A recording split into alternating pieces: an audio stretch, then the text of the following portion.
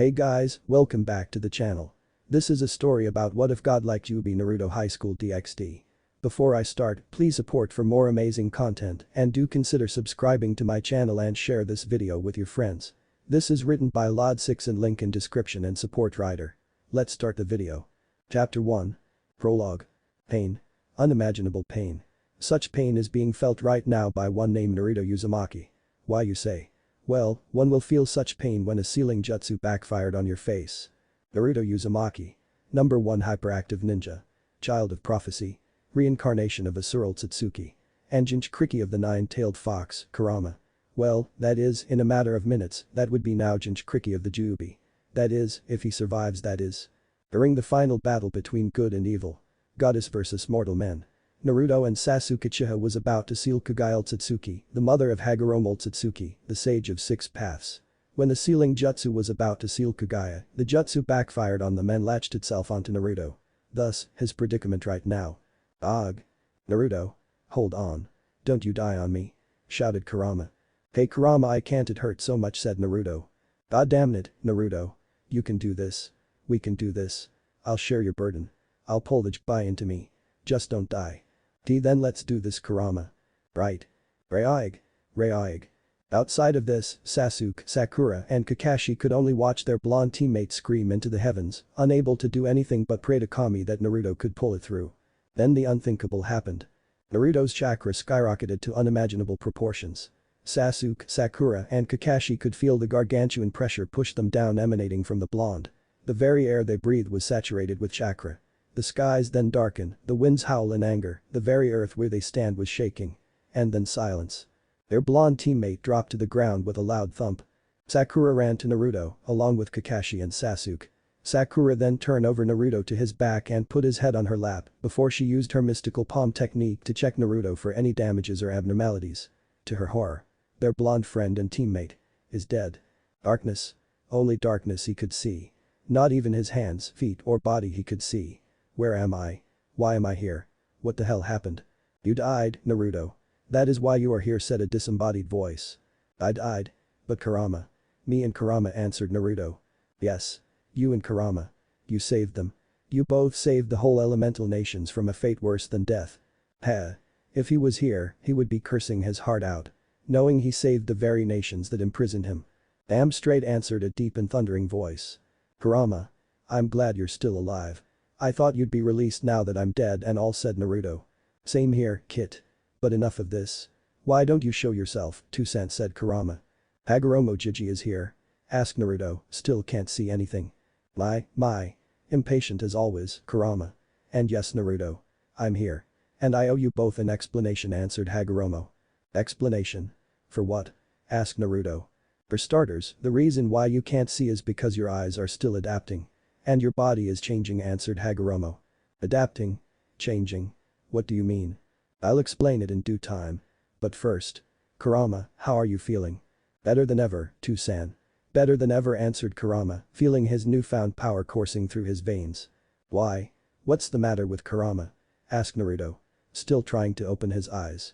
There's nothing wrong with him, Naruto. Far from it, actually. Huh? Out with it, 2-san. You owe us both an explanation on why you pull us here. Fine. Can an old man have fun for once in his eternal life? Never mind anyways, the reason you are here, Naruto, along with Kurama, is that I want you both to meet someone. Who is it? Asked Kurama, with Naruto nodding to him. Naruto could hear something walking up to them. Judging from the sound of the footsteps, it was a person.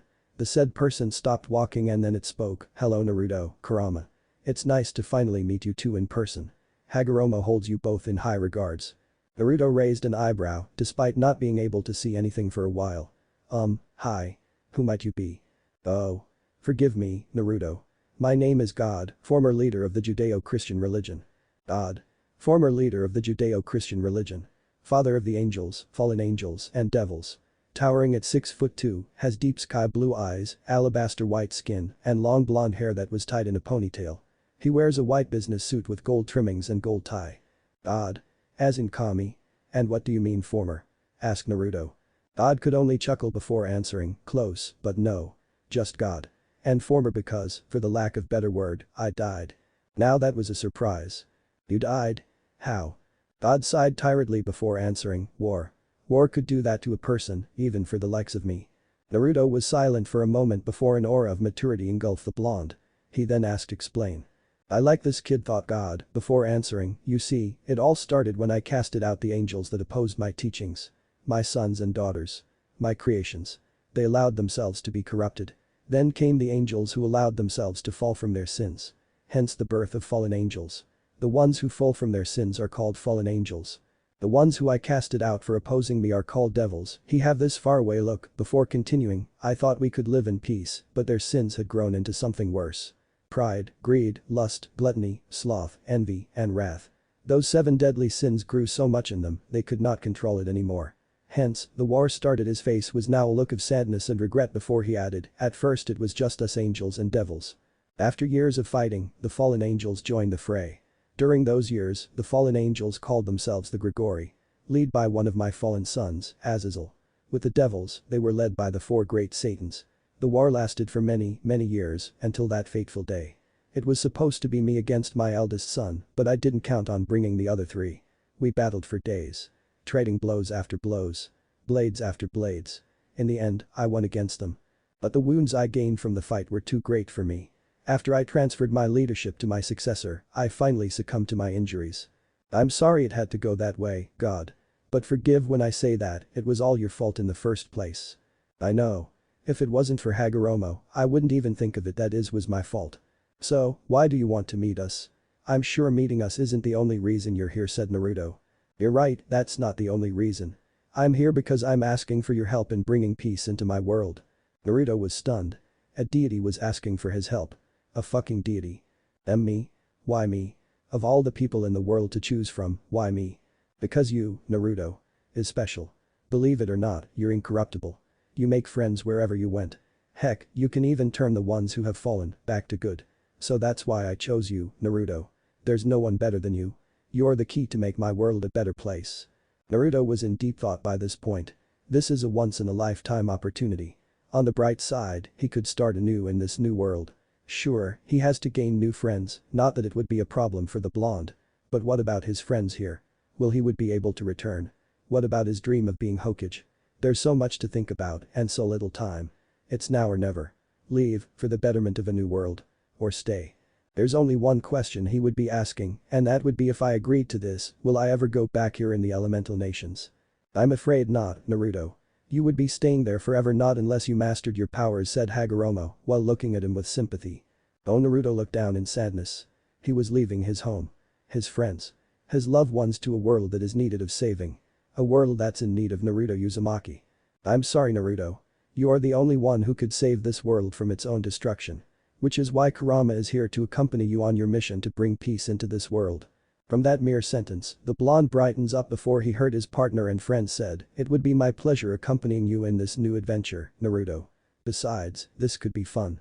Naruto smiled at his partner and friend before raising up his hand and balled it into a fist. Kurama smiled before he too, bringing up his own hand and bumped fist with Naruto. I take it it's a yes then? Asked God with a smile. Yes, God. I'll do whatever it takes to bring peace into this world, said Naruto, before Hagoromo suddenly spoke. Now that's out of the way. Naruto, it's time to open your eyes. Naruto raised again an eyebrow before he tried to open his eyes. To his surprise, his eyelids slowly opened and for the first time in his life, everything was clear. Like he has perfect eyesight. He could see things as far as his eye could see, and still he could see it clearly. No blurriness. To make it better, his body felt amazing. Powerful, even. He then looked at Hagoromo and asked, why do I feel like there's something different about me, Hagoromo Jiji? Hagoromo smiled at Naruto before saying, look at your eyes, Naruto. Naruto widened his eyes before Hagoromo conjured a mirror before giving it to Naruto. Naruto looked at his reflection and his jaws dropped to the ground. Hard. It's how. You're the new Jubei Kriki, Naruto. And Kurama is the new Jubei. Hearing this, Naruto suddenly snapped his head to Kurama's direction. And to his surprise, Kurama really is the new Jubei. Gone was his 9 tails. Now, it's 10 tails. His size grew even more gigantic. His very being was radiating power like no other. And his eyes are the same with Naruto. I can't believe it, I'm actually the new Jubei Kriki, said Naruto in awe. You control the most powerful ninjutsu in the elemental nations, Naruto. I trust you will be responsible in using this, explained Hagoromo. Naruto straightened up and once again, gone was the knucklehead ninja. In was the veteran Naruto of the 4th Shinobi World War. I understand Hagoromo Jiji. Now, I'll be explaining what your jutsu could do. You basically control every Rinnegan and Sharingan eye techniques. Even the Manjukam Sharingan. Your body also adjusted to Kurama's more potent chakra, so you might want to train your body again to get used to it. Naruto nodded at Hagoromo's explanation before Hagoromo gestured for him to come closer. Hagoromo then raised his hand and touched Naruto's forehead before saying, "Now, I'm going to transfer every jutsu and every element I know to you. Use it well." Before Naruto was flooded with information. Son of a bitch. Feels like the time I accidentally dispelled 20 clones when I was training with Pervy Sage. After the knowledge transfer was done, Naruto was approached by God, then he spoke, "Naruto, before we transport you to this new world, I would like you to meet somebody." He then gestured Naruto, along with Kurama and Hagoromo to follow him. They walked for a while, before they saw at the distance a flying red dragon. Huh, that's new. They stopped walking before the red dragon descended from its flight, landing in front of them. "Naruto, Kurama, Hagoromo, I want you all to meet Drag," the Red Dragon Emperor said God, gesturing them to Drag. "Greetings, I'm Drag," the Red Dragon Emperor introduced Drag. "Hello. Hey. Sup?" Naruto, Kurama, and God stared at Hagoromo with deadpan expressions. Hagoromo could only say, "What?" Sighing tiredly, God then explained, "Naruto, as a gift for accepting my favor, Drag will also accompany you as your own sacred gear, the boosted gear. As of this moment, not only you are the new Jinchuriki of the Jbai, you are now the new Sekiryuite." Drag let out a primal roar before bowing to Naruto, saying, "It will be an honor, fighting alongside such a powerful warrior of your caliber, Naruto. What say you, partner?" Naruto bowed also to Drag before answering, "The honor is mine, Drag. I hope we can work together, along with Kurama over here, to bring peace to your world. Our world. Together, partner." Naruto then raised his right arm and formed a fist, pointing at Drag. Drag chuckled deeply, before he too raised his scaly right hand and fist bump with Naruto. He then said, "Yes. Let us work together, partner. And you too, Kurama. I may not like this sharing and all that crap. But yes, let's work together," answered Kurama. "Good.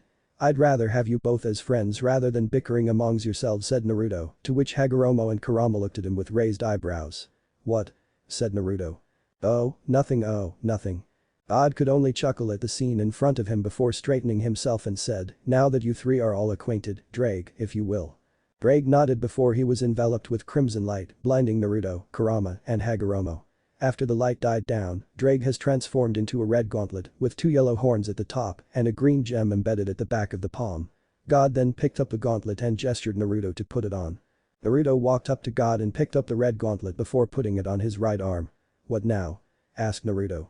"Now, I'll start binding Drag into you and transfer my knowledge of my world into you. This may hurt a little," said God, before he touched Gauntlet with his left hand, with his right hand touching Naruto's chest. He then started to chant something that he couldn't understand, and before he could blink, a golden magic circle appeared on where they stood. After 10 minutes of golden light shows and one hell of a headache, the ritual was done. "Any more knowledge transfer you two will do to me?" said Naruto sarcastically, while rubbing his head with his hand. "That would be all, Naruto. I think you're all set and ready to go," said Hagoromo. "What about Kurama? Is he not going to be sealed in me?" asked our blonde hero. "Oh, he is already sealed in you. I just let him out for a bit via summon," answered Hagoromo. "Oh, okay," said Naruto, before Kurama nodded at him and he disappeared in a cloud of smoke, returning to his seal. "I'm all set, Hagoromo Jiji, God." God and Hagoromo nodded at him before Hagoromo used his Rin Sharingan techniques to open a portal. "By the way, you can turn on or off your eyes just like the Sharingan. You just have to cut the chakra flow to your eyes," said Hagoromo. "And train with Drag when you get there. When you're at it, put up a barrier so that you won't draw any attention to you," said God. "I will. Thank you, Hagoromo Jiji, God. Till we meet again," said Naruto, before he walked up to the portal and entered inside, leaving God and Hagoromo to themselves. Both were silent before God said, "Do you think he could do it?" Without looking at God, he answered with a smile, "Believe me, my good friend. He will deliver. He isn't called the #1 unpredictable ninja for nothing. I really hope so." End. Chapter 2. Ice Queen. Naruto exited through the portal and was surprised to see the landscape was a bit barren for his taste. "And is it me or is the sky purple? Huh, weird. We're in the underworld, partner. That's why you're seeing purple sky," Drake said. "Oh, okay then. I thought my eyes were playing tricks on me." "Oh, and thanks for the info," Drake replied Naruto, while eyeing the surroundings for any signs of life. "Your world is a little bland, Drake. Is it really this depressing? Asked Kurama to his co-tenant. What? It is really depressing. It's not always this depressing. This was once a field filled to the brim with trees, flowers, and grass, answered Drake. Reminiscing the time when all was quiet. That is, before the damn war broke out. What happened here? Asked Naruto, before kneeling to the ground to grasp a black-colored helmet. War, partner. War. Devils tend to go all out on their magic when provoked, answered Drake. Naruto sighs before he stood up and walked to the center of the field. Closing his eyes, he steadied his breath and relaxed his body to the point where he looks like he isn't breathing. What is he doing? Asked Drake to Kurama. You'll see, and in 3, 2, 1, and just like that, Drake felt a foreign power covered Naruto like a blanket. Untamed and pure energy, covering him up from head to toe before it entered his body. What's this? I've never felt this kind of power before. This, my new scaly friend, is what we call Senjutsu. Naruto is currently gathering natural energy to himself. You continue to impress me, Naruto Uzumaki. Truly, you are worthy of being my partner, thought Drake before Naruto slowly exhaled and let out the natural energy he absorbed back into the world. He then suddenly spoke and still has his eyes closed. The natural energy around here is tainted. So much hate, anger, every negative emotion, no wonder nothing's growing here anymore, Naruto said before he opened his eyes. His Rin Sharingan glowing with power. He then made a hand seal.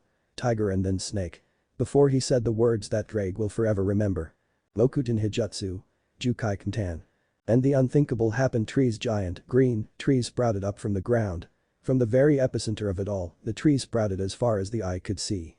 Growing at a rate that Drake couldn't hope to see in his life. Such control of nature, said Drake in awe. The only one who could make this remotely possible is God himself. It's just a technique of mine, Drake. Well, it's my reincarnation's technique, actually. But you get the idea, Naruto said while admiring his work. Damn, Naruto. You don't hold back. Having almost infinite supply of chakra has its perks, Kurama, Naruto said before inhaling the fresh air that the trees were letting out. Drake could only stare at the newly grown forest before he called for his partner's attention. Partner. I think it's time for you to train your body and practice your techniques. Plus, I'll be teaching you on how to properly wield me as your sacred gear. Naruto nodded his head before he answered, you're right, Drake. It's time to train. He then positioned his hands, making a horse seal before saying, Kage Bunshin no Jutsu. In a cloud of white smoke, out came 1,000 clones of the blonde sage. Drake could only drop his jaw on the proverbial ground before saying, why, you can make solid C copies of yourself. Yeah. Chakra, remember? Answered Naruto with a shrug of his shoulders. He then positioned his hands into a snake seal before saying, Fuinjutsu. Rikuri-shan no Shimiki. Naruto then placed both of his hands on the ground before an arena-sized barrier materialized around them. He then looked at his clones and said, alright. Listen up. I want you all to divide yourselves into 5 groups consisting of 200 clones in a group. Group 1 is tasked to train in all the techniques of each element. Group 2 will focus on the Manjikam Sharingan's ocular techniques. Group 3 on the other hand will train on using the Rinnegan's ocular techniques. And when I say all of them, I mean all of them. Group 4 would be practicing Fuinjutsu. And lastly, Group 5. You will be coming with me. I'll need a good old-fashioned sparring while I use the boosted gear. All of you can go all out. The barrier I put up would cover our chakra signatures so no one could sense us. The landscape will grow back when we're done. Now go. Do your thing. Roger that, boss. Replied all the clones to the original. And with that, the group of clones scattered and all hell broke loose. Naruto and the group of clones that are tasked as his sparring partners was moving onto the center of the barrier to train with Drake's power. While walking, they could hear explosions explode in the distance, feel the ground shake where they walk, hear the cries of jutsus that are being thrown, and ethereal avatars that towers in the distance. Arriving at the center of the forest, Naruto then scattered his clones and let them know to get ready for the spar. He then sat on the ground before he asked Drake, saying, Drake. How do we do this? Right. Just feel the gauntlet on your right hand and say, Dragon Booster, answered Drake. Okay then. Shouldn't be that hard. Naruto then took a deep breath before feeling the boosted gear's power on his right hand. Locking onto the power, he then said, Dragon Booster. Bright crimson light emanated from his right hand before the boosted gear manifested on his right hand up to his forearm. Opening and closing his fist, Naruto couldn't help but marvel at the boosted gear's design. It actually looks pretty good, Drake. So, what does this? It does? Asked Naruto to his new partner. The boosted gear doubles your power, Naruto. Hence, from its namesake, boosted gear. Try it yourself. Just say boost and you'll feel the difference. Shrugging his shoulders, Naruto took a deep breath before saying, boost. The green gem on the boosted gear lit up and announced the word boost. before Naruto felt his power doubled right then and there. Son of a bitch, it did work. How many times I can boost my own power? Asked Naruto. Depends on how your body can take it. Boost will only work up until you reach your physical limit, answered Drake. Oh? What if I say it in succession? Will it work? I think not. You have a 10-second interval before you can call upon another boost power-up. Come on, Drake. Don't be a party pooper. Let me try, answered Naruto before he said in succession, boost, boost, boost, boost. The Drake and Naruto's surprise, the boosted gear answered, boost, boost, boost, boost. Holy shit, it did work, said Drake in disbelief. Meh. So, how can I release this?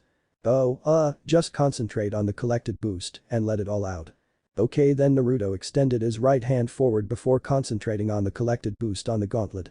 He then saw the gem lit up and the gauntlet said, explosion. Power. 5x of his power were boosted. He felt so alive. Damn. With this boosted gear, Naruto would be unstoppable, thought Kurama, while watching everything from Naruto's perspective. Alright. This should be enough, said Naruto before looking at his clones before gesturing them to come at him. Not far from the newly grown forest, a beautiful woman was running from her pursuers.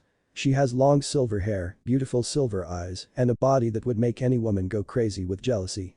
I got to make it to Serziches and the anti-Satan faction. They were right all along.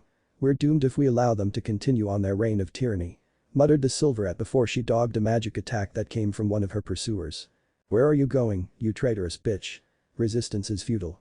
Either way, you're good as dead, like the anti-Satan trashes. Said one of the pursuing devil before firing another magic spell at the running traitor. The woman dodged again before firing her own magic spell. She shot an ice spike at the closest devil that immediately found its mark right directly at the devil's heart, killing one of the pursuer. You goddamn traitor. I don't care if Lord Rizavam Lucifer wants you alive and unspoiled, Graphia Lucifuge. But we will have fun with you before we turn you in.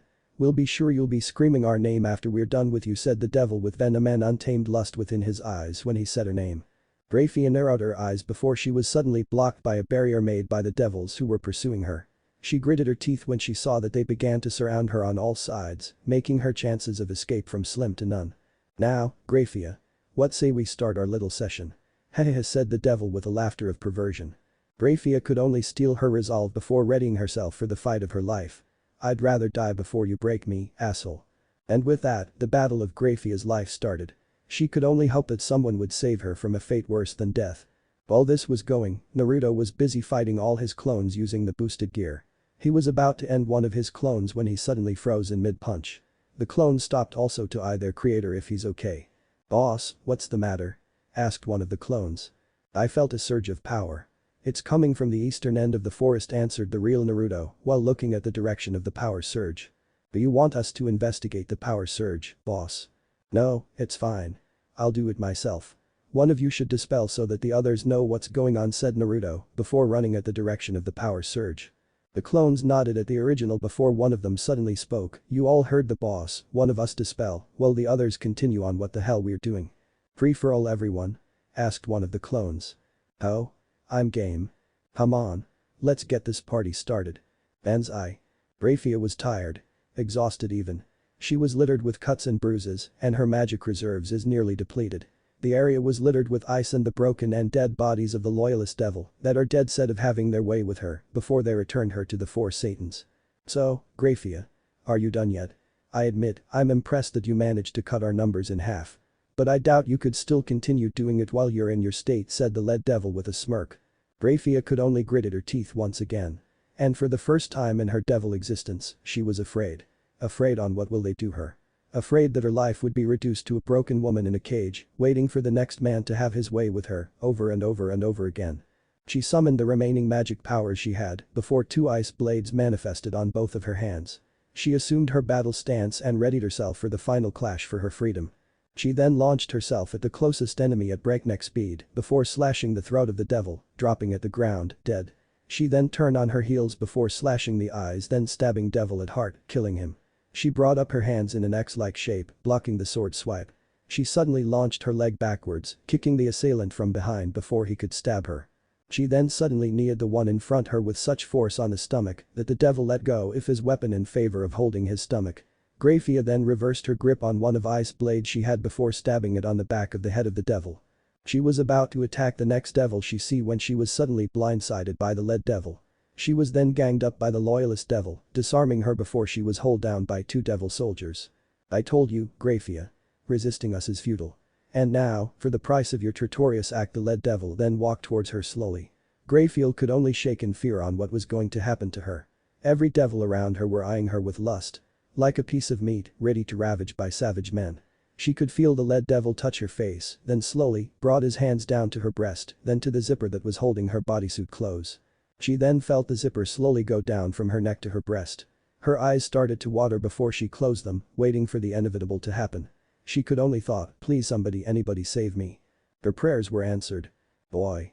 What are you all doing to this woman? Graphia slowly opened her eyes. She saw a tall man with a hooded cloak standing in front of her, his back facing her. W, who are you? W, where did you come from? Said the lead devil in fear. I asked you a question, vermin. What are you going to do with this woman? Asked the man with such confidence and command. She couldn't help but stare at the back of the man with curiosity. Who is this man? Where did he came from? And why does she sense a dragon within him? That's none of your business. Who are you anyway? He was cut off in mid-sentence when he saw the man suddenly kneeled in front of Graphia and asked, are you okay, ma'am? Did they do this to you? Graphia stared at the man in front of her. She could only see his cerulean blue eyes and blonde-colored bangs framing his face under that hood cloak. She could only nod, not finding the strength to answer him directly due to exhaustion. The blonde-headed man nodded at her before he added, I understand. Wait here for a while, okay miss? I'll deal with the pest first before I can take you away, alright? Graphia nodded once again before the blonde suddenly raised his hand and put it on her shoulder, giving it squeeze.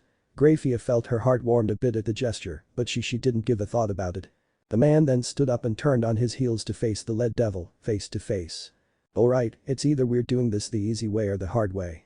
Easy way, you won't feel a thing when I end your lives here and now. Well, the hard way, I'll make sure to make your final minutes of your lives as painful as possible, said the cloak-hooded man.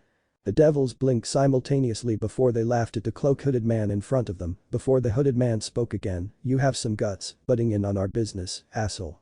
I don't know if you could count, but we outnumber you 20-1. You won't stand a chance against us. The man was silent for a moment before he raised his right hand forward and muttered the words the last thing the devils in front of him would hear. Shinra Tensei. And just like that, the lead devil, plus 5 or 6 of his friends, were suddenly launched outwards with such force that the bodies were so disfigured that they couldn't be identified when they landed. The remaining devils could only gape at the sheer power of the cloak-hooded man possessed. No one remotely should have that kind of power. Graphia, on the other hand, was staring at the back of the blonde man with wide eyes and in surprise. Where did this man came from? Why didn't she know, or better yet, all of the devil kind know of him? Surely, someone this powerful attracted the attention of the 4 Lucifers. But this was the first time she ever saw him and his power. The cloak-hooded man then turned to the remaining devils present before he said, burned to ashes. Amaterasu. And just like the first one. After he said the last words, the remaining devils suddenly caught on what seems to be black-colored flames. Flames that cannot be extinguished, no matter what you do to put it out. The remaining devils could only scream in agony while rolling on the ground in hopes of extinguishing the fire. But, to their shock and horror, not that you could see it, the flames could only keep burning until nothing was left. Graphia didn't know what to say anymore. She didn't even know if she should thank the newcomer or be afraid of him. Thankfully, he was anything but a cruel and evil man. Sorry you had to see that. I just don't like men ganging up on women. Especially if the woman is as beautiful as you. The blonde paused for a moment before waving his hands frantically, saying, I didn't mean to say something like that. I mean, you are beautiful. I mean ag. Never mind. Graphia could only stare at him again with a faint blush before chuckling at his antics. After a while, she regains again her composure before she said, it's alright. Thank you for the compliment though. The blonde man could only rub the back of his head sheepishly while laughing awkwardly before offering a hand to help her up. She accepted the helping hand before she stood up and looked at the tall blonde man. She could only guess that he was standing at least an impressive height of 6 foot flat. She was knocked out of her musings when the blonde man said, my name's Naruto Uzumaki. What's your name? Graphia stared at his eyes before she answered, my name is Graphia Lucifuge. It's nice to meet you. Naruto smiled at her, even though she couldn't see it, before he said, it's nice to meet you as well, Graphia. Graphia nodded at him before Naruto added, come on, my camp is not far from here. Follow me. He then turned to his heels and walked a few steps before looking back at her. So, are you coming or what? Graphia once again, for the nth time, stared at her savior. Is it really a good idea to come with this man? Come to think of it, now that she's basically free of her pursuers, there's nothing stopping her in going to the anti-Satan faction. But here, her blonde savior was offering her a place to stay. And for once, she couldn't help but follow him. She didn't know, in the near-distant future, that the blonde-haired man she has the opportunity to meet was the one who would change their life forever. Yes, I'm coming. End. Chapter 3. The Crimson King. Trees, grass, leaves, flowers. This is what Graphia was seeing, and she was baffled by it. Why, you asked? Well, there wasn't a forest back then since the last time she checked. This was supposed to be a barren wasteland. It was devoid of any greenery since the Great War. How the hell did this forest? She was cut off of her musings when, if you're asking yourself on how come there's a forest here. Well, I'm the reason for it. Said her blonde savior. Oh, right. Her savior, the mysterious blonde-hooded man. She couldn't help but be cautious around him. Sure, he saved her from a fate worse than death. But, does his intention really pure? Does her savior really come for her help? For all she knows, he may be just like the ones who pursued her. She couldn't help but shiver at the thought. She was so deep in her musings that she didn't notice that they arrive at what seems to be a clearing of some sorts. She was then motioned to sit at one of the logs that were placed near a tent. Nodding at the gesture, she sat on one of the logs before a blanket was placed around her shoulder to cover her up from the growing cold air that was brushing at her being. "Thank you," muttered Graphia like a whisper. But, her savior heard it, clear as day. Smiling under his hood, her savior then said, "You know, Graphia. You have a beautiful name." She couldn't help but smile a little at the compliment. Pure honesty laced in his voice. Looking up, she saw his face was still covered by his hood.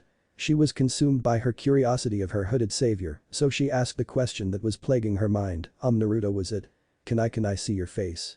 Smiling at that, Naruto brought his hands up to his hood before he slowly pulled it back to reveal his face. He then offered a hand to her, to which she accepted before he took the hand and placed a kiss on her knuckles and smiled. "Yes, it's Naruto." Graphia still stunned at what she was seeing, despite the kiss he placed on her knuckles. He was by far the most handsome man she has ever seen. Maybe can make Serziches Pity a run for his money on the looks department. But the spiky, sun-kissed, blonde hair. Chiseled face. Cerulean blue eyes that can get you lost when gazed upon. Not to mention the 3 whiskers like marks on each cheek that made him look like a fox. Wait, fox yokai, he may be a yokai, judging from his whiskers like marks. But he doesn't feel like a yokai. Naruto-san. May I ask, are you by chance a yokai? Asked Graphia carefully, still wary of the blonde-haired unknown in front of her. Naruto raised an eyebrow before he answered, "Yokai? What's a yokai? But, to answer your question. I'm a human." Graphia could only blink at his answer. Human? How could a human do such a feat? How could a human dispatch a squad of devils in a blink of an eye? How could a human be here at the Underworld? And is that chakra? A human with chakra? Are you alright, Graphia-san? Asked Naruto. Seeing that she was staring at him like he had grown a second head. Graphia blinked again before coughing at her hand to regain her stupor. Once done, she answered him, saying, I'm alright, Naruto-san. It's just that you're the first human to ever set foot in the Underworld, plus, I can feel chakra flowing in you.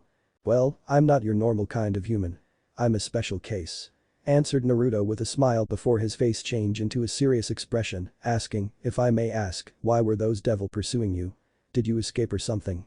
Not noticing the subtle change of topic, Graphia could only shiver again at the thought of the event that happened earlier. Those eyes of her pursuers, she didn't want to be that helpless ever again.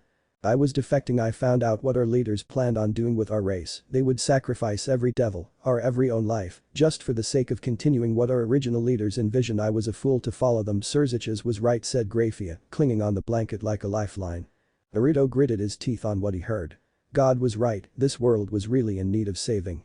Despite being a devil, they believe in peace. Releasing a tired sigh, Naruto continued, question. Who's Serziches? Graphia beamed at the name before she answered, Serziches Pity, heir to the Pity family. He's the leader of the anti-Satan faction, along with Serafol Citra, Ajuka Astaroth, and Falbium Glaciolabolas. He believes that devils, angels, and fallen angels should coexist in order for us to have peace. If the war continues, he fears that we might as well go extinct. Naruto pondered on this new information. Anti-Satan faction. Serziches Pity. This he could work with. His original plan was simple, storm the fortress, kill the guards, then face the leaders. But with this, the devils will be in good hands. Do they know you would defect, Graphia? Asked Naruto. Graphia raised one of her eyebrows before she answered, no. But he has been recruiting me for some time now. Then you know where they are now? Asked again Naruto to the silverette. Shrugging her shoulders, she answered, yes. I know where they are. Naruto nodded his head before he said, okay then. Tomorrow I'll accompany you to wherever they are. After what happened earlier, I'm pretty sure that they are still searching for you. Plus, you're hurt and exhausted. You need to rest while I heal you. Graphia smiled a little before she nodded her head. Moving to seat next to her, Naruto proceeded to heal Graphia's wounds using the mystical palm technique. After some time, Naruto finished healing her cuts and bruises before saying, there, you're all patched up. He then motioned her at the tent and added, use my tent, rest for a while. Once your reserves are back, we'll leave for the anti-Satan faction. Nodding her head, she walked inside the tent, but before she entered the tent, thank you, Naruto, you didn't have to do this for me. Muttered Graphia. Naruto looked at her for a second before he smiled. You're welcome, Graphia. It's the least I can do. Giving him her best and realest smile to her savior, Graphia retired for a while to rest. Seeing that she's finally resting, Naruto made some shadow clones to guard the perimeter before he leaned on one of the trees and closed his eyes to let sleep take him. Graphia woke from one of her best sleeps she had ever had. She felt recharged, complete even. Then the memories kicked in from the events that happened before she slept. She looked around and found out that she's still in the tent. Looking at her clothes, she sighed in relief to see that nothing was amiss. Walking out of her tent, she saw Naruto was seating at the middle of the clearing, clearly meditating by the looks of it. Walking towards his savior, Graphia was about to greet him when she was startled by the sudden voice she heard coming from Naruto. Hello Graphia. I take it that your sleep was good. Taking a deep breath to regain her composure, she answered, yes, Naruto-san. The sleep was good.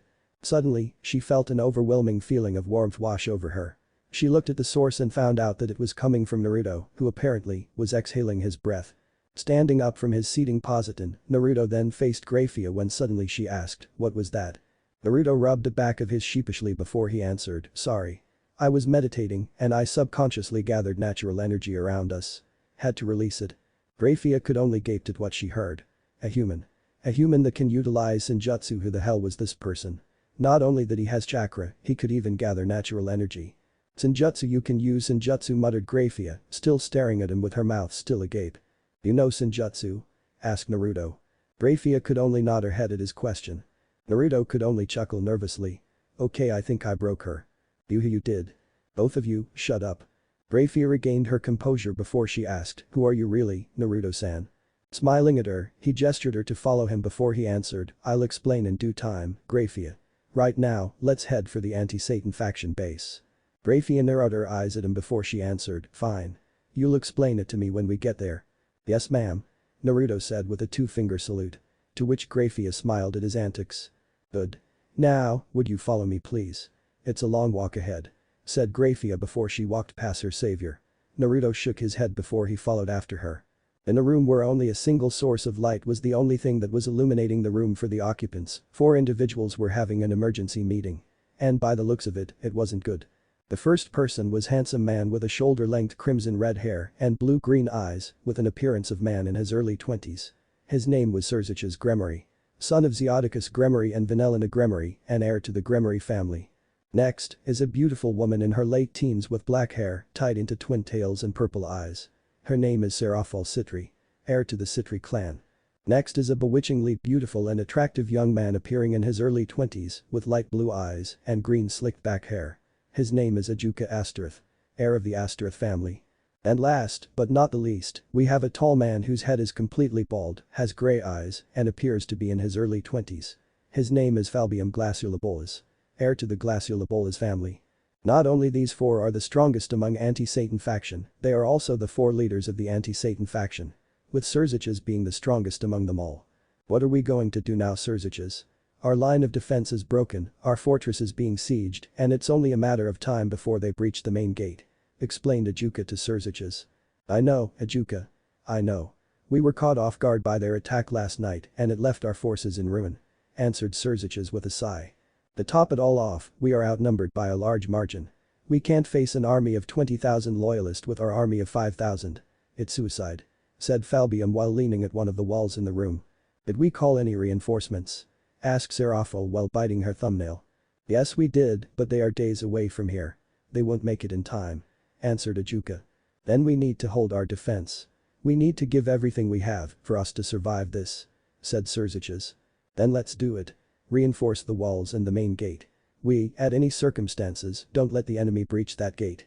If it comes to that, then we need to fight our way out to escape," said Ijuka while eyeing their fortress map for any weakness in their defense.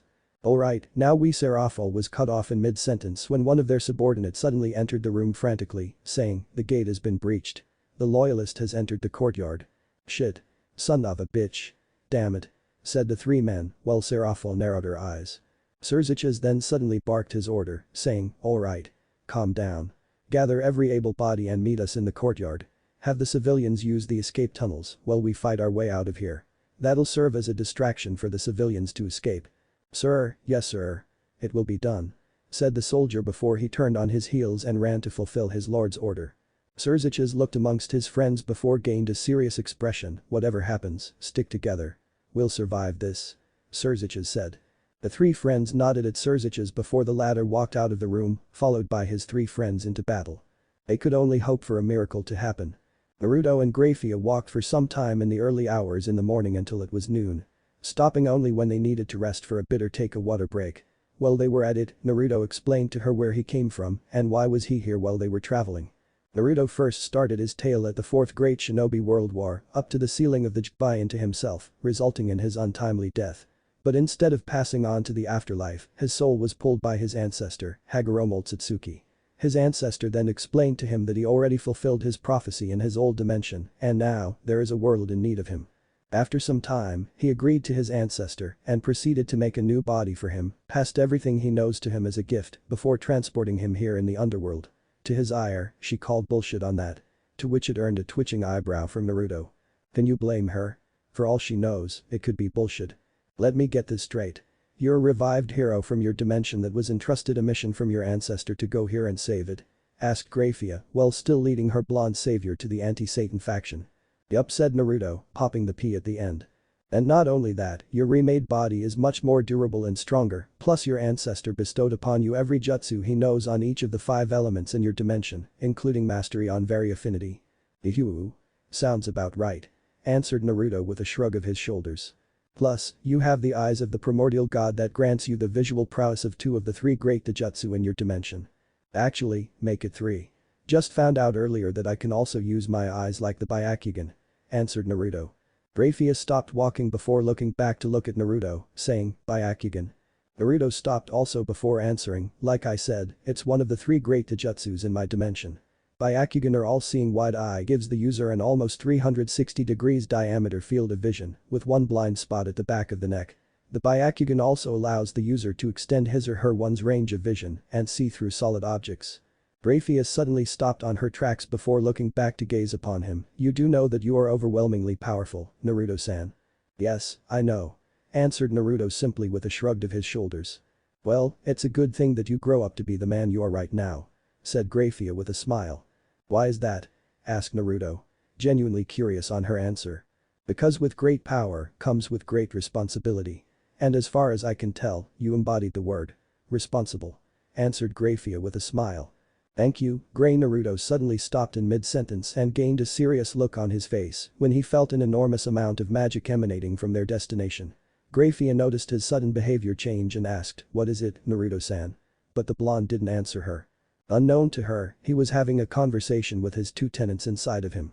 Kit. Are you feeling that? Asked Kurama. Yes, Kurama. It feels like. Naruto trailed off before his new partner added. Magic. Massive amounts of magic are being released. Not only that, but it's the power of destruction. The same power of destruction that one Serziches Gremory wields. Said Drake. Raising an eyebrow internally, he asked, and how do you know he's the one releasing it? I should know because I once fought him. He, alongside his devil kind, fallen angels, and with God and his angels, interrupted my battle with Albion, the vanishing dragon, my rival. In our anger for being interrupted, we attacked the 3 factions. Resulting in our deaths and being turned into sacred gears by God. Drake answered. Naruto gained a deadpanned expression before saying, you do know that you basically signed your own death warrants when you attacked them, right? Plus, if I recall correctly from the knowledge that God gave me, you both were so engrossed in your fight that you both failed to notice that you 2 were causing collateral damage. Braid could only chuckle sheepishly before answering, oh, right. Naruto shook his head internally before asking, Graphia, are you well rested yet? his gaze still fixed ahead of them when suddenly, veins popped out from the side of his head, particularly from the side of his eyes. Signifying his usage of his Byakugan. I am, Naruto-san. Is something wrong? You suddenly stopped in mid-sentence a while ago. Asked again Graphia. I'm afraid there is. Focusing on extending his field of vision, he finally saw what was happening with the anti-Satan faction. I think the anti-Satan faction is under attack. And judging from what I'm seeing right now, it's not going well for them. Answered Naruto with narrowed eyes. Graphia widened her eyes, then let's get going then. We must help them. Shouted Graphia with determined eyes. I'm way ahead of you, Graphia. Let's go. Answered Naruto before he sprinted away with Graphia. The latter, hoping that it's not too late. Serziches and his friends, along with their army was on their last legs. More than half of their forces were killed. But, they managed to bring their enemies' numbers to a surprising half of their original number of loyalist forces. Serziches, along with Ajuka, fought to the last man in the courtyard. While, Serafal and Falbium were protecting the entrance to the escape tunnels. The said tunnels were now sealed so that the civilians weren't followed. Serafal and Falbium rendezvoused with Serziches and Ajuka after they sealed the tunnels off. Serziches. The tunnels are sealed and secured. We're the only ones left. Shouted Serafal through the raging battle while using her ice powers to impale any poor bastard who come across her. Good. We push on through the front gate. Make our retreat now. Stay close to me. Shouted back Serziches before charging his power of destruction to full power before releasing it in front of him, rendering any poor soul that came into contact with it into dust. There. Follow me. Ordered Serziches before he and his friends, along with the remaining forces they have, ran using the path Serziches made for them. Using her powers, Serafal used her ice-based magic to act as a wall to block out any loyalist forces to cut them off of their escape. With Ajuka, he used his immense demonic power to render any enemy devil that came across him into minced meat, with Falbium doing the same. But not before breaking his enemies' bones into powder before destroying them completely using his powers. They were about to escape the one-sided battle when suddenly, their escape path was blocked by a legion of loyalist devils. They then were encircled by the remaining loyalist forces to render them trapped by their enemies. Shit. We're trapped. What do we do? Shouted Serafal while using her powers overtime to help defend their comrades from overwhelming odds. We have no choice. Fight till the last man. If we're going to die, then let me tell you three that it's been an honor fighting alongside my friends. Shouted back Serziches before unleashing his powers to its fullest and releasing it onto their enemies. Ajuka could only smile before he too charged his immense demonic power before forming it into his hands and engaging into a full-on close-quarter combat. Obliterating any body part it came into contact with. Falbium smirked before he then charged at the enemy with calculating movements, demolishing any opposition in his way. Serafal could only smile at her friends before using her powers into its fullest potential. Concentrating on her powers, she conjured a dragon that's made of ice before willing it to attack the opposing devils. The battle went on, and the anti-Satan faction was finally gaining ground, reducing their enemies' number more and more. But, like our dear friend, Murphy said, anything that can go wrong, will go wrong. Serziches. Look out. Shouted Ajuka to his best friend. Serziches was too late when he was suddenly blindsided by an enemy devil loyalist. Tumbling on the ground, Serziches managed to pry himself away from his attacker and was about to retaliate when an ice spike went through the would-be attacker's head. Serziches. Are you alright? Asked Serafal before slamming her hand on the ground, conjuring up ice spikes that spread outward. Killing some loyalist devils that didn't have the time to dodge the attack. Serziches nodded to Serafal before he stood up from his crouching position. He winced at the sudden pain he felt before checking the side where his assailant managed to tackle him.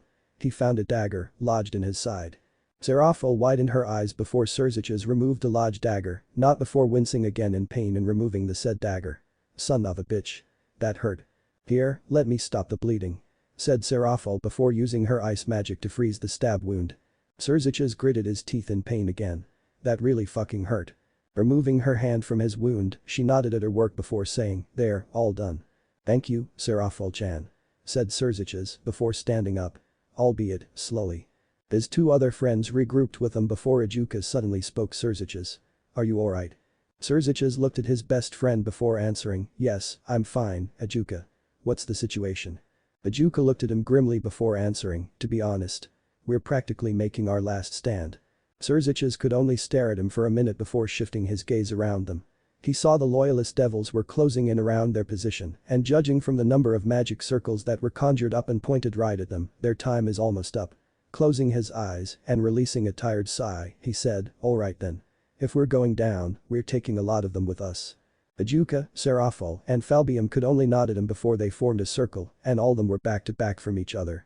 Each one of them charged up their demonic powers and was about to release it to attack the loyalist devils when suddenly eye spikes sprouted around them, impaling many loyalist devils from the sudden surprise attack. Serafal-chan. Did you do that? Asked Serziches. No, it wasn't me. Answered Serafal. Still baffled by the sudden ice attack. Then who was it? Asked Falbium before they heard a womanly voice spoke from above them. Serziches-sama, Serafal-sama, Ajuka-sama, and Falbium-sama. Are you all alright? Asked the unknown woman. Graphia-chan. Said Serziches, recognizing the newcomer. To which the other three recognized as well, not that I'm not glad that you're here and all. But, why you're here? Did Rizavam sent you? Asked Serziches. Dropping down from above them, she landed in front of Serziches before answering, no, Serziches-sama. I left the house of Lucifer after finding out on my own the truth and outcome of this war. Serziches smiled at her before saying, I'm happy that you are finally with us, Graphia-chan. Graphia smiled a little at him before he added, but I'm afraid that we still have loyalists come to deal with. Graphia's smile turned to a full-blown smirk, to which Serziches, Serafal, Ajuka, and Falbium noticed before she spoke, do not worry. I'm not the only one who came.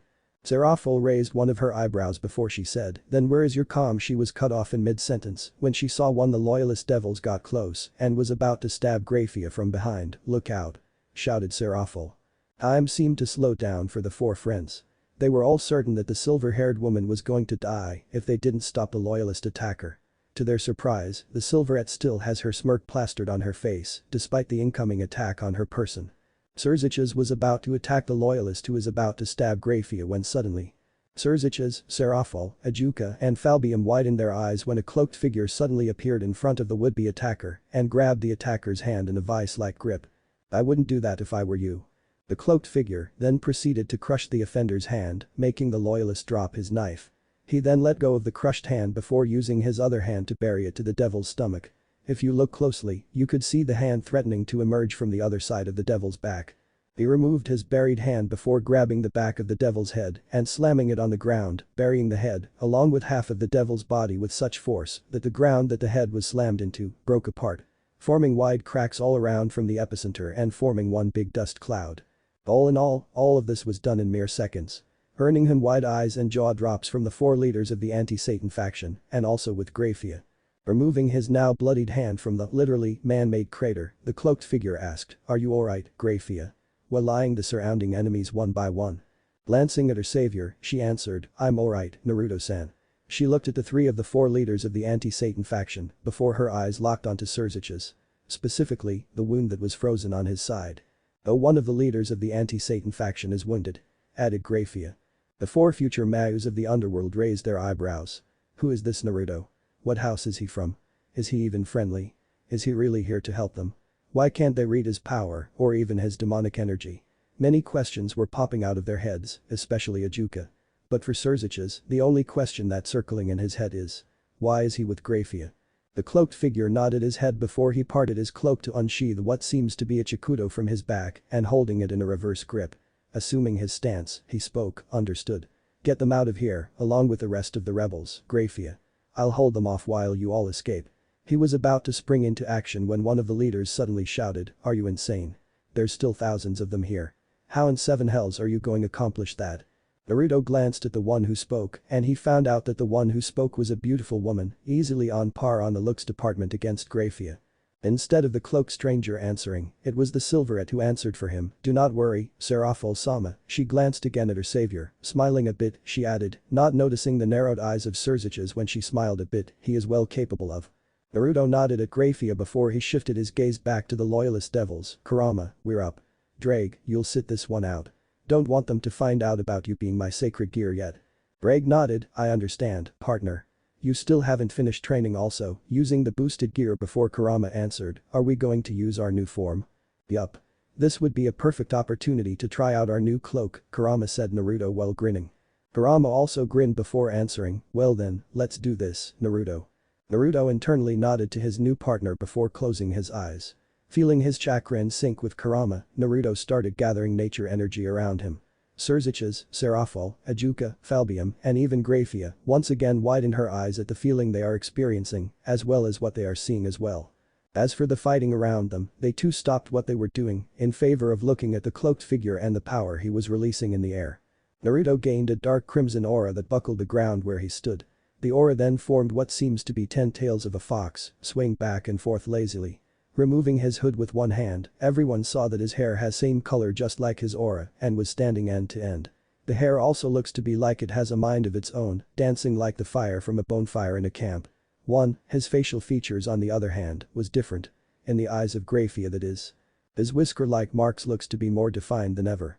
His canines sharpened and elongated enough that it poked out from his mouth. When he opened his eyes changed from cerulean blue to crimson red. While his pupils were changed into slits. "I can't be this feeling senjutsu that's injutsu, but how?" said Ajuka. Still not believing what he's seeing, let alone sensing the power of the unknown person was releasing in front of them. Senjutsu? But I thought senjutsu could only be used by yaokais. And by the looks of him, he is no yaokai. Shouted Serafall. Well, he can use it. Said Falbium. He too was gaping like a fish. Serziches could only gape as well and couldn't help but wonder, who the hell is this guy? Looking over his shoulders, he looked at the 4 leaders before at Graphia, nodding at her, being the silent signal that she should get them out of there. Graphia understood what her savior wanted her to do before she nodded back him. Returning his gaze at his opponents, Naruto bent his knees forward before he suddenly disappeared from his position with the air where he stood imploded and the ground disintegrated. In a straight line, Naruto moved past them at lightning speed before the bodies he went through suddenly collapsed to the ground, dead. With their heads severed from their shoulders. Standing up from his crouched position, Naruto disregarded the 5 devils who were about to use him as a human pincushion, much to the glee of the would-be attackers. To their surprise, their weapons phased through their opponent and out of the 5 devils, 3 lived while the other 2 died from each other's sword strike. Naruto inwardly smirked before looking at the remaining 3 out of 5 devils who attacked him. Now I know why Obito loved using this ability. Before backhanding his first target, sending the poor devil through their own ranks with a shattered jaw, with the head looking backward. Disappearing from their view, Naruto reappeared behind the 2 devils before grabbing both of their heads and used the human path ability to yank the soul out of the 2 devils from their body, storing them within the King of Hell and effectively killing them. Using again his intangibility technique, Naruto phased through some enemy magic attacks before disappearing from where he stood and reappearing on his next target. Caught off guard of the sudden appearance of the one-man army killer, Naruto bisected the surprise devil diagonally before dodging left from an enemy magic attack. Bending his knees, Naruto launched himself again at the loyalist devils. Bisecting, disabling, or the occasional maiming of said devils. While this was going, the 4 soon-to-be Maous could only watch with their mouths still hung ajar. As such power said Serziches while looking at the Carnano, a massacre of one man was doing to an army of supposed trained devil soldiers. I know why you mean said Ajuka, while Serafall and Falbium could only nod as their answer. The 4 soon-to-be Maous suddenly heard a cough from the side, making them look at the source, Serziches-sama, Serafall-sama, Ajuka-sama, and Falbium-sama. If you all would be so kind, let us be off. I have the utmost trust that Naruto-san can hold them off while we escape. The 4 of them looked at one another before nodding at the same time. They gathered what remains of their forces at their location before issuing the order to retreat. Some were glad that they could finally escape while the others were reluctant to leave, knowing that they can win with the cloaked man's help. Graphia lead the group out of the fighting while using her powers to kill any loyalist devils that stands in their way of escape.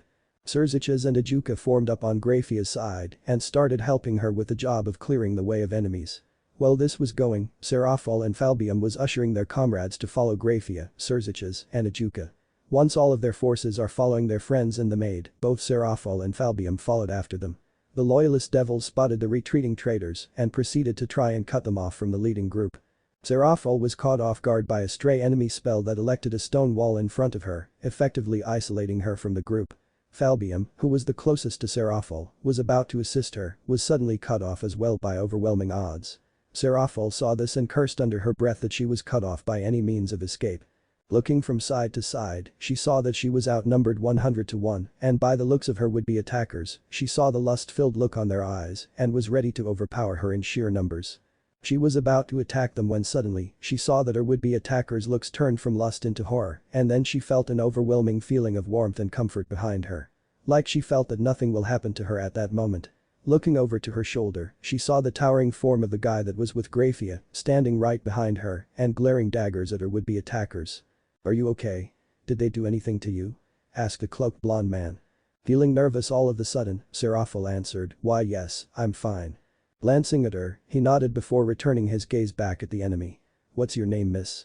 Serafal looked at him again, but now with a smile and answered, Serafal Citri. "And why you are?" Naruto walked past her while he answered, Naruto Uzumaki. "It's nice meeting you, Serafal. Now, I would love to get to know you and the others more, but you will have to excuse me. I have pests to deal with." And with that, all hell broke loose. Naruto charged in and proceeded to beat them all 6 ways to Sunday. To say Serafal was impressed was an understatement. She saw that Naruto not only did break their bones into tiny pieces, he made sure that they wouldn't use it the same way the said limb what it's supposed to do. Whenever a punch, a kick, a sword, a swipe or even a tackle, Naruto would counter and then proceed to disable them with extreme prejudice. One devil was unlucky enough to overextended his arm reach when he tried to stab Naruto, but Naruto capitalized on this and proceeded to disarm him, grabbed his wrist, extended his arm, and then uppercutted the extended arm at the elbow, dislocating the forearm from the elbow, before hitting the shoulder with enough force that dislocated it as well, rendering the whole arm useless. That said devil was one of the lucky ones, mind you. The others? Well, broken necks, shattered ribs, spine, and some skulls. Courtesy of a senjutsu-powered punch that caved one of the devil's skull in. After a one-sided fight that lasted for about 3 minutes or so, Naruto proceeded to walk back to Serafal, who was gaping at the one-sided beatdown that Naruto gave to the loyalist devils. Naruto stood in front of Serafal before he said, "You should go now, Serafal. I've cleared the way for you." Serafal looked at Naruto, then at the wailing loyalist, then back at him, "Alright." While Serafal hightailed out of there, Naruto looked back at the remaining loyalist force before positioning himself between the anti-Satan faction and the loyalist devils. Channeling his chakra to full power, buckling the ground from the sheer power he was releasing before muttering, "Senm. Doten Garaku." With that, the space in front of Naruto suddenly formed a large fissure that expanded horizontally for miles on end, effectively cutting off the loyalist and the anti-Satan faction and making them retreat due to the power they felt on the attack. While this was going, Serziches and the others was looking at him from the distance, and for the last time, they couldn't hold their jaws from dropping to the ground. Even Graphia was stunned by the sheer power that Naruto was showcasing. "That's such power to think he is just a human," said Serziches. "Graphia-san, you really are lucky that he found you when you finally decided to defect to us at Ajuka," still having trouble believing what he was seeing. "That I am, Ajuka-sama. That I am," answered Graphia, while a minuscule smile slowly etched on her lips of the memory of Naruto saving her. Serziches saw the smile and couldn't help but narrow his eyes. "Did you see how he disposed of the loyalist who was about to attack Serafal? That feat alone is a major plus in my book," said Falbium, smiling at the lone human who stood at overwhelming odds like they don't even stand a chance against him. "Also, for a human. He looks kinda handsome," said Serafal, looking also at her savior who is walking back at their direction with his chakra cloak deactivated. Hearing this, Graphia couldn't help but frown at Serafal's remarks against her blonde savior. "Look, here he comes," said Ajuka, who proceeded to walk forward to meet their savior. Seeing this, Serafal, Serziches, Falbium and Graphia followed after Ajuka who was now conversing with the blonde human. Walking up to them, Serafal couldn't help but mutter, "Did I say handsome? I meant drop-dead gorgeous. He's handsome than you, Serziches Tan." The eyes of Serziches and Graphia were twitching uncontrollably, but with different reasons. "Oh, shut up, Serrat Tan," muttered Serziches while Graphia glared at Serafal. Naruto and Ajuka shifted their eyes to the approaching group with latter saying, "Ah, good. Everyone's here. I would like you all to meet our newest ally for our cause." Serziches and the others gave their undivided attention. Even though Serafal and Graphia already know his name, they nonetheless listened to his introduction. Naruto looked at the persons or devils in front of him, depending on who you are asking, and said, "Hello, my name is Naruto Uzumaki, and I'm the Nidaime Rikidem Senin." "Hello, Naruto-san. I'm Falbium Asmodeus. It's nice to finally meet you," said Falbium with a smile. "Likewise, Falbium-san," answered Naruto also with a smile. "And I'm Serziches Gremory," said Serziches with a smile while offering his hand to Naruto. Naruto accepted the handshake and shook his hand with a strong grip. "Hello, Serziches-san." Releasing his grip to his hands, Naruto looked at Serafal with a nod, saying, "Serafal." Naruto-san answered Serafal with a sweet smile. Perhaps a little too sweet. Naruto then looked at Graphia with a smile and said, "Graphia." "Hello, Naruto-san," answered Graphia with a smile. To which Serziches narrowed again his eyes. Why is it she keeps on smiling to him? Thought Serziches. Naruto then looked at Ajuka and said, I know you all have questions for me, and I will answer them truthfully with the best of my ability. But, we must find shelter. I'm guessing that the castle that the loyalist has laid siege isn't the only one you got, am I right? Correct, Naruto-san. That castle isn't the only one we have. If you would follow us, we'll lead you to our next hideout. Answered Ajuka. Alright then, lead the way. Said Naruto with a smile before looking at Graphia for a second and then proceeded to follow Ajuka and the rest of their army. Nidame Rikidm Senin. What the hell is that? Said Serziches while following the blonde human and his friend. Naruto-san will explain himself, Serziches-sama, when we arrive at our destination. Said Graphia in her neutral tone with her stoic face. You hit, right. You already know this, don't you, Graphia-chan? Asked Serziches. Yes, but not all of it. He promised to explain it in detail when he finally met all of you, Serziches-sama answered Graphia. Okay, Graphia-chan. Said Serziches before adding, do you trust him? Graphia looked at Serziches in the eye and said, yes, Serziches-sama. Serziches could only nod and walked fast to catch up with his friend. Seeing that they were alone now, Serafal then said, so how did he save you? Graphia could only smile and said, like a knight in shining armor, before she walked up to Naruto and positioned herself beside him. Serafal could only pout at her before moving to the other side of Naruto in hopes of getting to know the blonde more than Graphia. End. Chapter 4. Wrath of the Dragon Emperor, Part 1. 6 months. 6 months have passed since the day Naruto arrived at the world that God had sent him. 6 months have passed since Naruto and the 4 Maous had met each other. And 6 months have passed since Naruto had saved them from a surprise attack from the loyalist devils. Since the months he has been here in this new world, Naruto has been training himself past his limits. With the help of his shadow clones, he has finally mastered his newfound strength and powers he got from Kurama, the new Juubi. Including his dojutsus and techniques in every element. He has also mastered his sacred gear, the boosted gear. With the help of Drag, Naruto can now access his balance breaker, the Welsh Dragon balance breaker, with no difficulties whatsoever. The only thing that he didn't try out for himself was his Juggernaut drive, since he has no intention as of now to announce to the whole underworld that he is the new wielder of the boosted gear. Now, we found our soon-to-be Maous bleeding, bruised and exhausted from a one-sided beatdown from their taskmaster. And apparently, their taskmaster isn't done with them yet. God damn it. Ajuka. Any plans in taking him down? Said Serziches before dodging a slab of rock and earth that nearly got him from his taskmaster. Yes. Dodge. Just fucking dodge. And hope that we can survive this. Answered Ajuka before ducking from a kick that went over his head, missing him by mere centimeters. This is getting ridiculous. It's been Serafal didn't get to finish her sentence when a punch suddenly found her solar plexus before a kick landed on her face with enough force that her body was thrown towards her 2 friends that knocked them down on the ground. Serafal. Are you alright?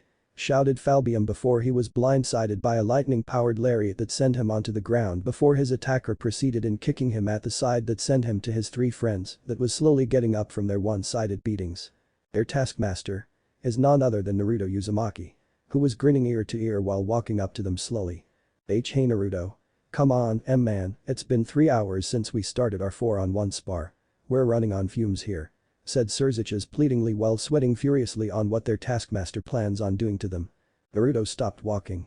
Raising an eyebrow, he answered the redhead, saying, your point being. With his answer, Ajuka, in a blink of an eye, stood up with a tick mark on his head before answering their blonde sensei, our point being. Are you trying to get us killed? Serziches paled before muttering, oh shit. Realizing what he had done, Ajuka paled also before taking small steps back, muttering, I'm sorry, I'm sorry, I'm sorry, I'm sorry. Naruto cracked his knuckles before saying, it's too late for that now, Ajuka. The blonde sensei then bent his knees before adding, now, come here. After an hour or so, 4 beaten bodies were found in the infirmary of the anti-Satan faction, with their taskmaster whistling a happy tune while walking away from the said infirmary, with both of his hands on the back of his head. If you're wondering why they were beaten half to death by their sensei. Well, it's because they asked the blonde shinobi to train them. They didn't know that the kind-hearted, blonde-haired boy that he is one sadistic son of a beep. Ever since the day they saw Naruto fought off an army of evils, they asked him almost every day to train them. At first, he wasn't sure if they needed training. Knowing that they were the leaders of a faction that opposed the current rulers, he assumed that they were already powerful devils. Plus, the number of supporters they have gave him more reason that they didn't need any more training. But Graphia told him that she was once in a battle when she saw the 4 Maous fought against Serziches and the others when she was still on the loyalist side. She recalled that, if it wasn't for Serziches using his power of destruction, they would have perished in battle. After hearing what Graphia had said, Naruto accepted their request, but not before telling them that he would have them past their limits and they wouldn't dare question his methods in reaching that goal. Unfortunately for them, they didn't know that Naruto was the meaning of the word taskmaster. Speaking of Graphia, Naruto and Graphia's friendship has grown tremendously since the past 6 months. The both of them could be seen always talking to each other, sparring with one another, or in some cases, both were eating lunch or dinner together. Sometimes having breakfast together. Some would say they are already a couple. Some would say that they're just close friends. But one redhead and one raven-headed woman was having none of it. Though with different reasons. The redhead was jealous. Jealous that their blonde-haired sensei was so close with the silverette to the point that they seemed to be inseparable. With one looking for the other always when one is missing. He didn't hate his blonde-haired sensei, but he couldn't help but be jealous that when he finally found the woman that could make his heart skip a beat and possibly his wife someday. The same woman who he felt at some point in this war reciprocated what he was feeling for her but had finally found what she was looking for. His sensei. He was happy for them both, mind you. Heck, he already considers his blonde-haired sensei one of his best friend, next to Ajuka. Still, the redhead still wishes that he was the one that the silverette wants. Oh, well. Maybe she has a sister that he didn't know about. Maybe he should ask her sometimes about that. The ravenette, however, was feeling the opposite of the redhead. Well, maybe in some ways that is. Yes, she's also jealous. But not with the blonde, oh no. She's jealous with the silverette. She wishes she was the one that the blonde was paying attention to. She wishes that she was the one that he was having breakfast, lunch, and dinner with the blonde. That was the only thing she has in common with the redhead was feeling towards the two. The rest. Well, she was pitying the silverette. Why, you may ask. For starters, the blonde was also the meaning of the word. Dense. She could see, clear as day, that the silverette is totally fallen for their blonde-haired sensei. She's practically hanging out with him every single day and their blonde-haired sensei couldn't even take a hint. Sure, he always said that they were just friends hanging out. But, please. Even a toddler could see that Graphia has totally been smitten by him. And yet the blonde sees it as a sign of close friendship between them. She can't blame Graphia though. Power attracts devils. The more you're powerful, the more attention you would garner from the devil populace. And she was one of that populaces. She can't give up now. Oh, no. If she must fight the silverette over their sensei, then bring it. Naruto was walking towards his room, still whistling a happy tune, when a familiar silver-headed woman suddenly walked beside him, hands in front of her, wearing a dark blue, skin-tight bodysuit that hugged her figure so well that every devil that laid their eyes upon her followed her. Not even looking at his companion, Naruto asked with a smile, "Hey Graphia. How was your mission?" Graphia moved a little bit closer to the blonde before answering, "Went well for the most part. We got caught by an ambush when we were pulling out." Stopping on their tracks, Naruto turned his body to the side to look at her from head to toe before Naruto asked again, "Are you alright? Were you hurt?" Looking at his eyes, Graphia gave him a small smile before answering, "I'm fine, Naruto-san. Not a scratch on me." Naruto rolled his eyes before saying, "Come on, Graphia. What did I tell you about those honorifics? And besides, we're both alone here." Shaking her head, Graphia answered with a smile, "Fine, Naruto. There. Happy?" Naruto smiled also before saying, "Yes. Very." They resumed their trek to Naruto's room before Naruto added, "Up until now, it still bothers me that you always keep that stoic face of yours when there are other people around." Looking at his peripheral vision, Naruto added again with a smile, "You should always smile, Graphia. It suits you perfectly." Graphia couldn't help but turn her head to the side to hide her growing blush at the blonde's remarks towards her. During the months they have spent together since his arrival on their world, Naruto has been steadily breaking her visage of her stoic personality. Never had a person or devil could break her ever-perfect stoic persona. It was practically shoved and embedded inside of her when she was young and training to be the maid of the Maous. And yet when Naruto arrived, her once impenetrable visage was taking damage every time she spent with the blonde. It was one of the reasons why she was so interested with him. The other reasons. He was very kind, sweet, and caring. Never did he turn down a devil who needs help. Especially when they occasionally came across homeless people who were affected by the civil war. He would go out of his way to help them in any means he could. He would use his powers to create housing for them. Grow food for them. Heck, even the soldiers look up to him because of how he treats them. No soldier was left behind, even the dead. He would personally walk back to the battlefield to retrieve the fallen soldiers and walk back like nothing has happened. And when he returns, he would make it to a point that they were buried with honors. Now, she was seeing the blonde more than interest in her eyes. She was seeing the blonde more than she sees Serziches 6 months ago. The problem is, does the blonde feel the same way about her? Sure, he was worried always for her, care for her when she was with him. But he doesn't give any indication that he likes her also. Maybe he was shy. Or afraid of what she would say to him when he finally tells her about his feelings. Possibly towards her. So many questions, and yet she was afraid also of what he would say to her. Afraid that he doesn't like her the way she likes him. Maybe after the war they could talk about this. And hope that the blonde likes her. Besides, she has a reputation to uphold. Only with Naruto that she will allow herself to be open. When they aren't alone, she's back to be her stoic maid personality. Back to their conversation, Graphia answered him, saying, I have a reputation to uphold. Though thank you for the compliment.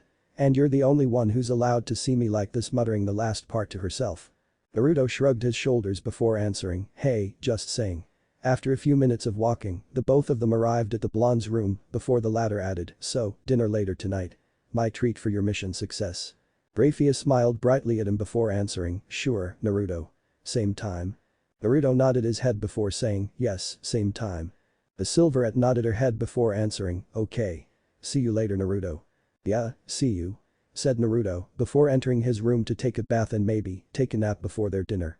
After waking up from his nap, Naruto met up with Graphia at exactly 7 p.m. at a room, with the both of them wearing their casual clothes.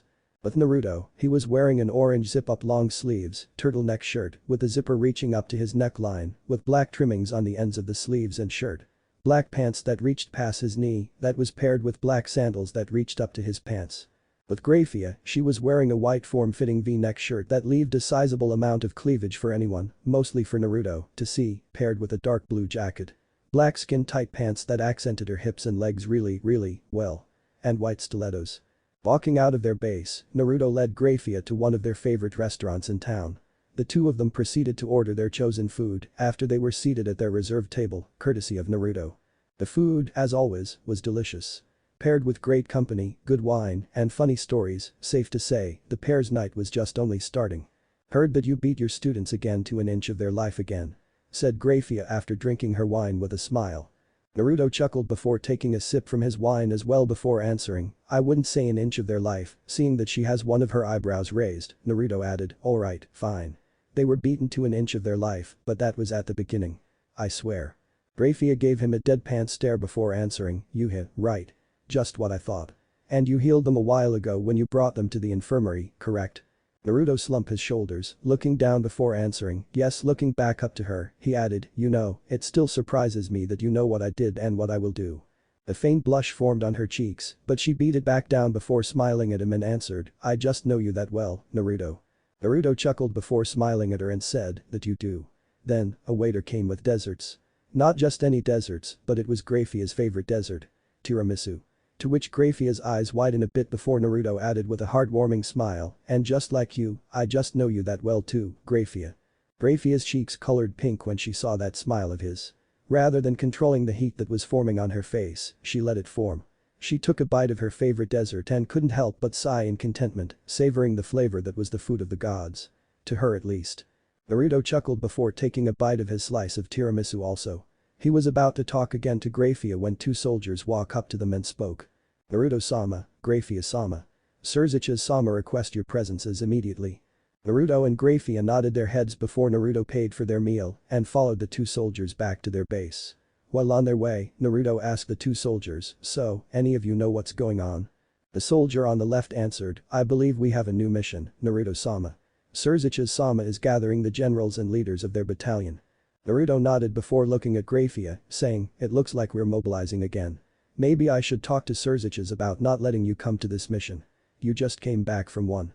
Graphia smiled at him, feeling a bit bold. Graphia grabbed right arm with the two of her hands, giving them a reassuring squeeze, before saying, I'm fine, Naruto. Honest. I have plenty of rest since I came back from my mission. Naruto sighed tiredly before answering, fine. Come on, let's get this over with. Graphia nodded, letting her hands linger on his arm a bit longer before letting go. After a few more minutes of walking, Naruto and Graphia arrived at the war room of their base. There, they find Serziches already waiting for them, along with Serafo, Ajuka, and Falbium. The others were the generals of the army who are also waiting for them. Judging by the number of seats that are vacant, it seems that they were the final pair that they were waiting for. Sorry we're late everybody. Announced Naruto, before taking his seat at the table. With Graphia sitting beside him on his right. "It's okay, Naruto. And sorry for ruining your dinner with Graphia," said Serziches before looking at the people on the table before adding, "Now that we're all here, I would like everybody's attention please." Every head on the table looked at Serziches before the latter explained, 2 hours ago, our spy from the loyalist faction came back with an information that could win us the war. Gesturing at the map on the table, Serziches pointed out, as you can see, one of these sectors houses the main supply lines depot of the loyalist faction. A collective gasp was heard before murmurings started between themselves. Raising one hand to gain their attention again, Serziches continued, the other is the main base of operations of the loyalist army. One general suddenly spoke, if the intel is correct, then like you said, Serziches-sama, we could finally end this civil war once and for all. Serziches nodded before gesturing for Ijuka to take the lead, you're right general. Now, we believe that the main base is located right here on this sector.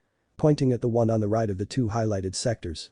Since this is the main base of the loyalist army, we expect heavy resistance from the army stationed there. Looking at Naruto, Ijuka added, as for who is leading the party that will attack this base, it will be you, Naruto. Naruto nodded his head in acknowledgement before Ijuka added, since you're the one leading, you get to choose how many men and women you need for this operation. Naruto once again nodded his head before Ijuka pointed on the left of the highlighted sector, since this is a sabotage mission. Looking at Graphia, Ijuka added, Graphia, you and your men will raid the supply depot, along with Serziches and Falbium. Graphia nodded her head before Ijuka looked back to his audience, if we play this right, we can finally storm the Maous palace and end this pointless war. Nodding to Serziches, Ijuka took a step back to let Serziches take his place, before I end this meeting, any questions? One general raised his hand before Serziches nodded to let him speak, if I may, Serziches-sama. May I request to accompany Naruto-sama on his mission to take the loyalists' main base? Serziches smiled at the general before answering, if it's up to me, yes you may. But, I'm not the one you should be asking that question. The general shifted his gaze to Naruto before he bowed and said, if you would have me, Naruto-sama. It would be an honor to fight alongside with you. Before Naruto could even answer, two more generals stood up before bowing to Naruto and said, if you would have us as well, Naruto-sama. We will be with you until the end. Naruto shook his head before he smiled to them and answered, the honor is mine, generals. And please, no bowing. The three generals straightened themselves up before nodding to the blonde as their thanks. Serziches smiled at his sensei before looking to his audience and said, this meeting is adjourned and good luck to us all. Taking it as their signal to leave, the generals filed out of the room, leaving the four soon-to-be Maous, Graphia, and Naruto. So, what about you two? Are you both going to stay here at the base? Asked Naruto, looking at both Serafal and Ijuka. Ijuka smiled at his sensei before answering, yes Naruto. Me and Serafal will hold the fort while you three go down and dirty to win us our victory. Naruto chuckled before nodding his head to Ijuka and then looked at Serziches, saying, despite your mission will be a walk in the park with you three on it. Looking at Falbium and Graphia, with the latter locking eyes with him, Naruto added, please, be careful. And watch each other's backs, got it? Serziches smiled at his blonde sensei and best friend before answering, we will, Naruto. A smirk formed on his face before adding, besides, with the training you have been giving us since the day we asked for it, I doubt there's anything that could surprise us. Shaking his head, Naruto looked at Serafal and said with a mischievous grin, and Serafal, please behave while we're gone. Serafal puffed her cheeks before answering in whining tone, Mounarutan. The four guys chuckled while Graphia still has her stoic face on full display. Just kidding, Serafal. Said Naruto before patting her on the head, to which Serafal blushed slightly on the sudden contact towards her. Looking at the others, he added, alright, come on guys. Let's get ready for our mission. Opening the door for them, Naruto let the four friends out first before gesturing Graphia to go next, after you, my lady. Graphia gave him a small smile before answering, Ara, such manners. Walking out of the room, Naruto followed Graphia out before closing the door. Naruto and Graphia walked back to their room in relative silence. Arriving at the latter's room, Graphia was about to enter her room when the blonde suddenly spoke, please take care of yourself out there, okay? Looking back at her companion, Graphia saw the concern and worry on his eyes that made her heart beat faster. I will, Naruto you too, okay? Naruto smiled at her warmly before answering, I will. Nodding her head, Graphia turned on her heels before entering her room and closed the door. Hearing that Naruto walked back to his room, Graphia muttered to herself, please, be safe and come back to me. With Naruto. After mobilizing their forces, Naruto and the three generals head for their target. The loyalists' main base of operation. While a forward operation base was being erected, Naruto made a few clones to scout on ahead of the base to assess their strength. To his surprise, it wasn't that defended like he assumed it to be. Thinking that maybe they were just lax in their defense, Naruto pushed through with their attack. Looking at the three generals, Naruto asked, "So, you guys ready?" Before looking at the walls that surrounds the enemy's main base. Naruto could already see the defenders scramble on the wall to position themselves. One of the generals spoke, "We are, Naruto-sama. We'll begin the attack when you're ready." Naruto nodded before taking a few steps forward from his army. Looking back at the three generals, Naruto said, "When the wall falls, begin the attack." The three generals nod their heads before Naruto looked back the wall and took a deep breath. "You ready, Kurama?" asked Naruto to his longtime partner. "As always. Now, let's destroy a base," answered Kurama before Naruto's other tenant suddenly spoke, "If you need me, partner, I'm always ready." "That you do, Drag. That you do," answered Naruto before going into his 6 paths age mode. Being the new Juubi Jinchuriki, his 6 paths age mode changed as well. Rather than being in its signature colored gold and black, his cloak changed to the color of black and white. To complete his look, 9 truth-seeking balls were orbiting behind him. To which he can make when one is lost or destroyed. Extending his arms forward, Kurama's visage manifested around Naruto before, with the help of Kurama, positive black chakra and negative white chakra in an 8:2 ratio formed on the open mouth of Kurama's visage to make a Bijuu bomb. Gathering the enough energy to destroy only the walls, Naruto released the Bijuu bomb that rocketed to the wall in mere seconds before a deafening sound was heard and then a blinding light emerged from the explosion. When the dust settled, a large chunk of the wall was blown to pieces while the defenders were thrown off from the top of the walls, either dead or severely wounded. Looking back to the three generals, Naruto commanded begin the attack. But Graphia, Serziches, and Falbium. Graphia, Serziches, Falbium, and their selected soldiers arrived where the supposed main supply line's depot was located. Looking over the base, Serziches commented, "Just like Naruto said, this will be a walk in the park." It seems that their forces were sent to the main base to defend it, judging by the lack of guard detail patrolling.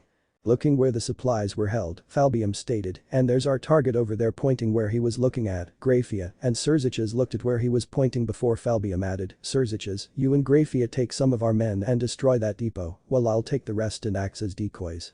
Both Redhead and Silverette nodded their head before taking some of their men to get into positions. Falbium looked at the remaining men before saying, "Come on, we have a job to do, guys."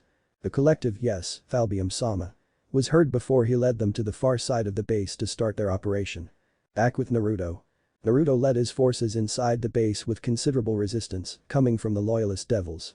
Spearheading the attack, Naruto managed to plow a straight line into heart of the main base of the loyalist devils. Flush out any opposition inside this base. If they surrender, capture them and bring them to me afterwards. If they refuse, you all know what to do," commanded Naruto before blocking a sword strike over his head, using one of his truth-seeking balls that changed into a Chokin, before kicking his would-be attacker on the stomach that launched the poor bastard straight onto the far side of the wall. The soldiers closest to him responded with a collective of, "It will be done, Naruto-sama," before relaying the orders to everyone. Looking at the rows upon rows of barracks that he could find, doing the necessary hand signs before saying, "Mokutan. Jukai Kantan." Slamming his hands on the ground, the barracks he was looking at was suddenly uprooted by trees before being consumed by the ever-growing greenery. Making a handful of clones, Naruto ordered them to help with the attack before backhanding one of the loyalist devils that tried his luck in killing the blonde sage. Assist the others. Capture anyone that surrenders. The clones nodded before heading out to do what the original commanded. Looking at his surroundings, he couldn't help but feel that this was all too easy. That there's something wrong about this operation.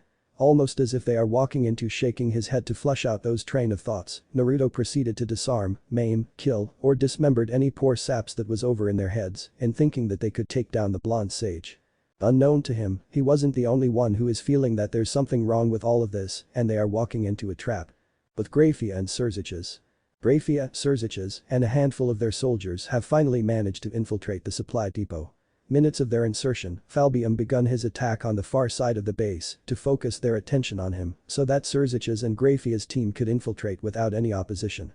The duo and their men began planting explosive tags, courtesy of Naruto, in key points of the supply depot.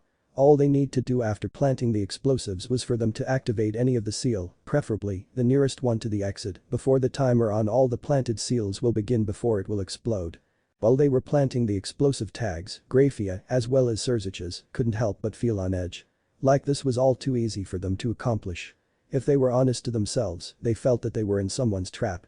And just like that, an ominous voice was heard throughout the depot, solidifying what they were feeling. "What do we have here?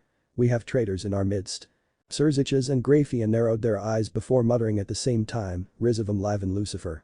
And there he was, Rizivum Liven Lucifer, floating near the ceiling of the depot. But he is not alone. Along his side were the other Maous. Kateria Leviathan, Crucerius Modius, and Shalba Beelzebub. Looking down on the redhead, Rizivum said, "Ah, Serziches, it's so nice of you to visit." Shifting his gaze to Graphia, Rizivum added, "And the silver-headed bitch of a traitor is also here. My, this day has been going so well."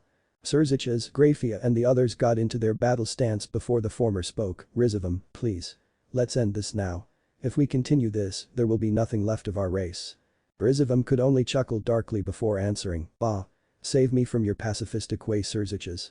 We're devils. We're on the top of food chain. Not the fallen angels. And certainly not the angels.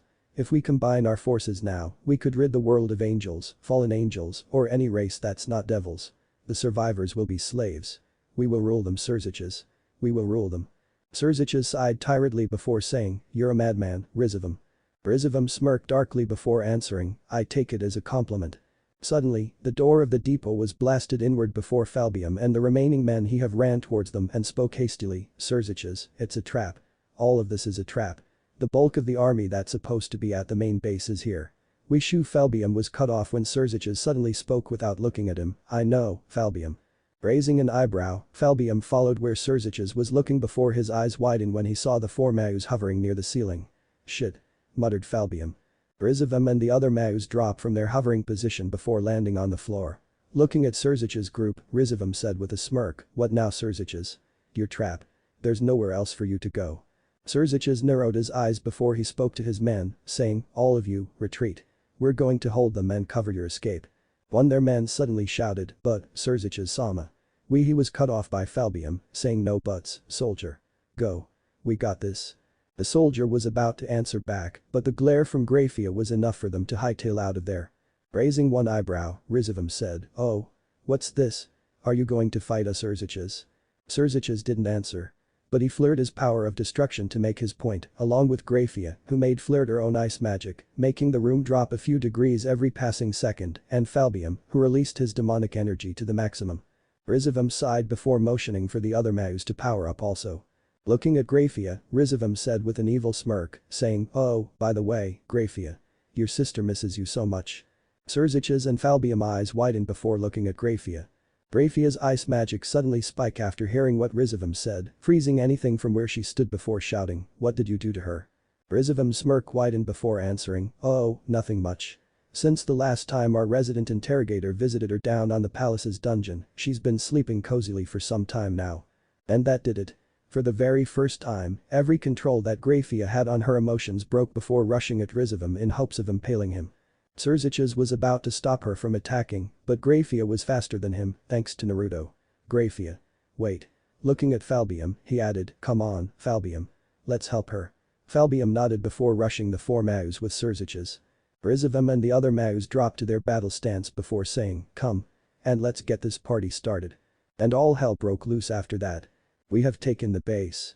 We have won," shouted one of the soldiers in Naruto's army. Looking around him, the base was razed to the ground. Bodies of loyalist and anti-Satan faction devils littered everywhere. Looking at his three generals, Naruto nodded at them when they nodded him. Walking up to them, Naruto asked, "What's our situation, generals?" The one on the middle answered, "The base is ours, Naruto-sama. We sustained substantial number of casualties, but it was all worth it." Naruto shook his head before answering, "That may be, general. But still, casualties are casualties." Looking at the general on the left, he added, "How about our prisoners? How many did we take?" Gesturing for the gathered chained devils, the general answered, "We captured about 1/4 of the occupying army here." Looking back at Naruto, the general added, "If I may, Naruto-sama. But why did we even capture them? They support the current Maous.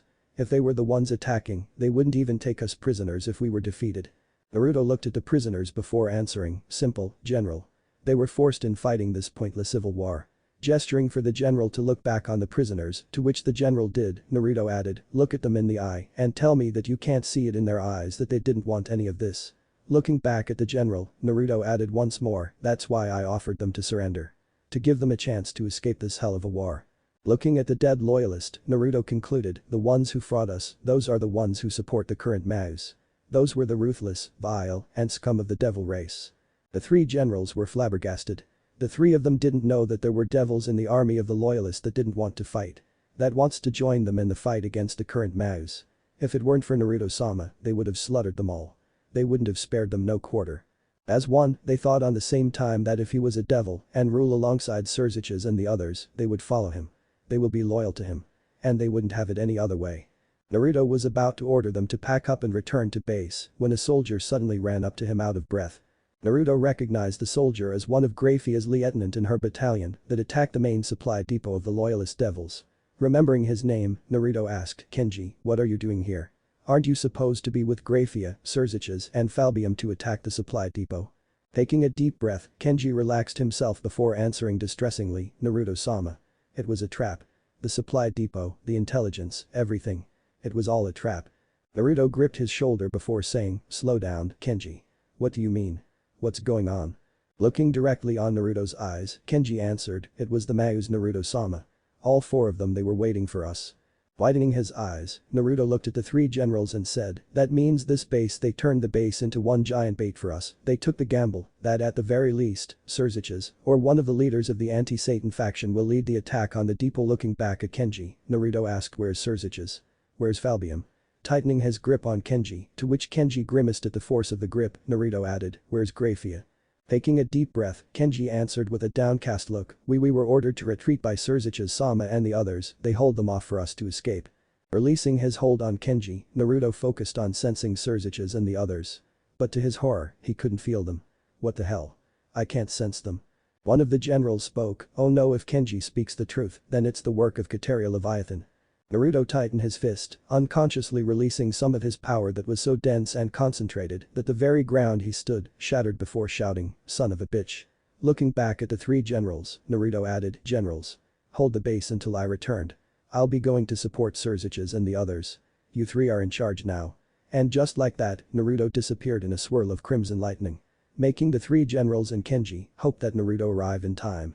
Naruto arrived at where the main supply depot of the loyalist devils was located.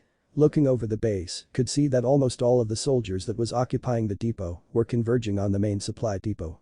Narrowing his eyes, Naruto sensed Serziches' power of destruction fluctuating inside the structure. "Kurama.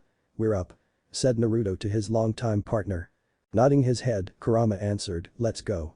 Taking it as his K, Naruto jumped from his vantage point atop of a hill before landing at the back of the advancing loyalist army. Activating his Sage mode, Naruto made the horse hand seal before taking a deep breath and said the name of the technique that would make the legendary Madara Uchiha proud. Sentenkaten. Nkamakyaku. And just like that, a literal sea of flames was let loose from the very mouth of the enraged blonde sage that covered over half of the main supply depot, vaporizing any devil that the flames came in contact with. While this was going on the outside, Naruto's tenants were at awe at what Naruto released. Especially the new tenant that was residing inside of him. "Amazing, if I were still alive, I could have mistaken my new partner as a dragon in human form," said Drake, while watching his blonde partner lay waste on the loyalist devil's base. "I know what you mean. The first time we saw this technique, it was used by one of the founders of our partner's village against the allied shinobi forces," said Kurama. "How did they counter this technique, if I may ask?" asked Drake to Kurama. "That's easy. What better to counter a literal sea of flames by a literal wall of water?" answered Kurama with a smirk. "And the sea of water was conjured up by one man as well?" asked Drake again with a raised eyebrow. "No.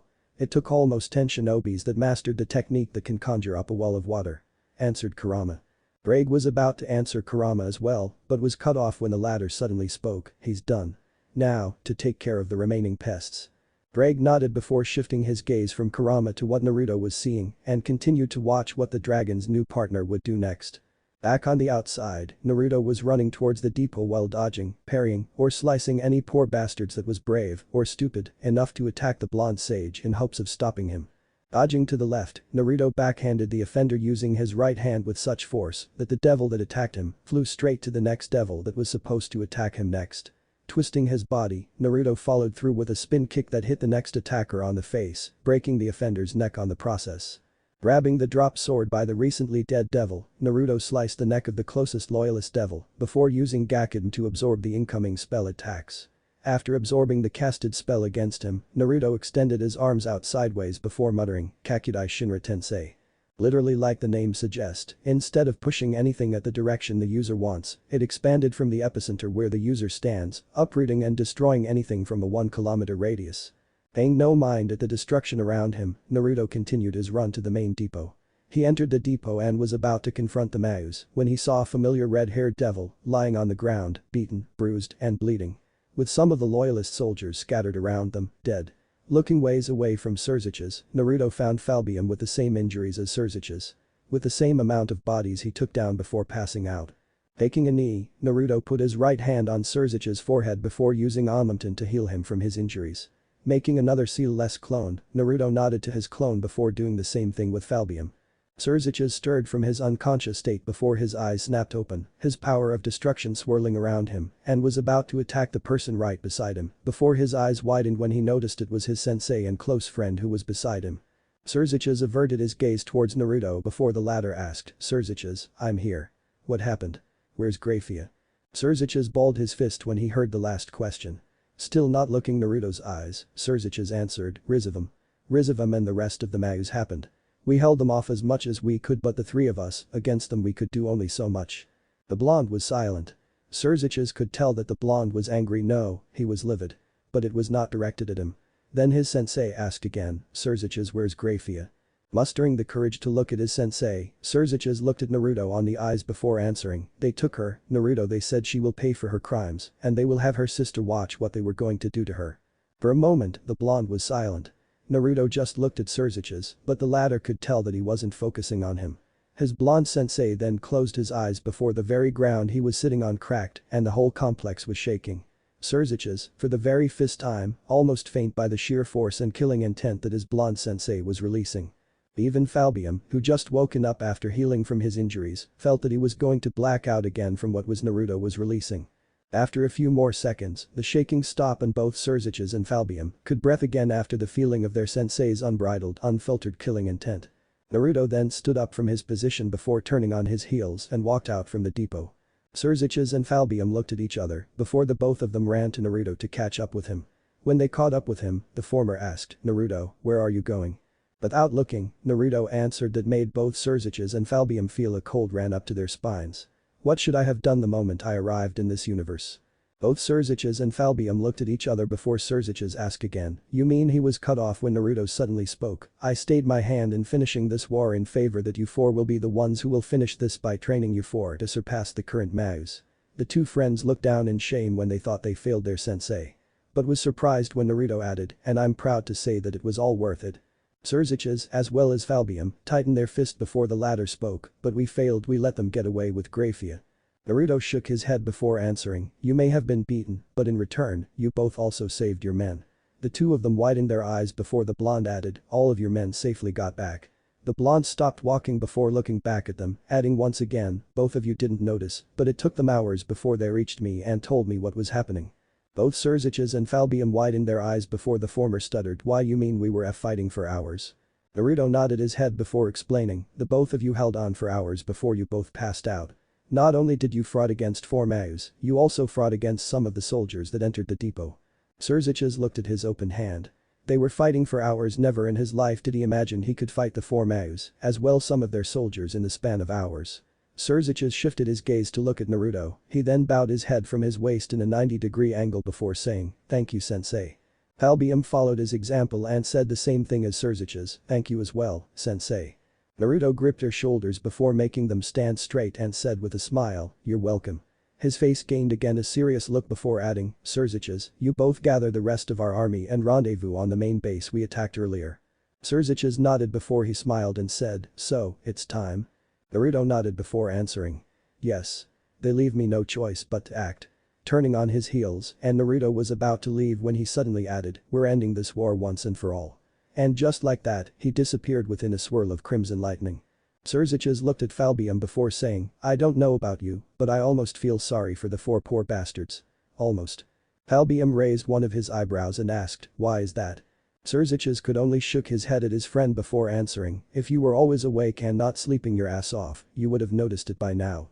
Judging by his silence as his K, Serziches summarized in one word, "Graphia." Falbium's jaw dropped comically before saying, "No way, I thought you called dibs on her." Serziches laughed before motioning for his friend to follow and answered, I did. But this past few months, I already saw that her heart has already been taken. And I'm happy for them. He then looked at his friend with a goofy smile and added, besides you heard Riz of him. She has a sister. Falbium could only sweat drop before he shook his head at the redhead's answer. Serziches then activated his teleportation circle before saying, come on. We have a war to win. His friend nodded his head before joining the redhead inside the glowing magic circle before disappearing in a flash of light. End. Chapter 5. The Wrath of the Dragon Emperor, Part 2. Serziches and Falbium arrived at their main base of operations after traveling via the former's teleportation magic. When the lights died down, they were immediately assaulted by their two friends who was asking them questions on what happened to them. Serziches. What the hell happened? Your unit just arrived a little while ago. They said you all were ambushed. And the Maous themselves were also present and leading the ambush. Asked Juubi to his best friend while lying him up and down to see if he has any injuries. And what was oppressing aura we felt. It was so powerful that it literally shook the place. And it all came from where you two have been. Asked Serafo with a worried look plastered on her face. Serziches and Falbium looked at each other before the former answered, well, to answer your questions. Yes, it came from where we are, Serafo. But it wasn't us you felt. Taking her baffled look as his cue to elaborate, Serziches continued, we were ambushed by the Maous themselves. They were waiting for us. We assumed that they predicted that either us four will stick together or separate ourselves into pairs. Gesturing to themselves, Serziches added, as you can see, their prediction was accurate.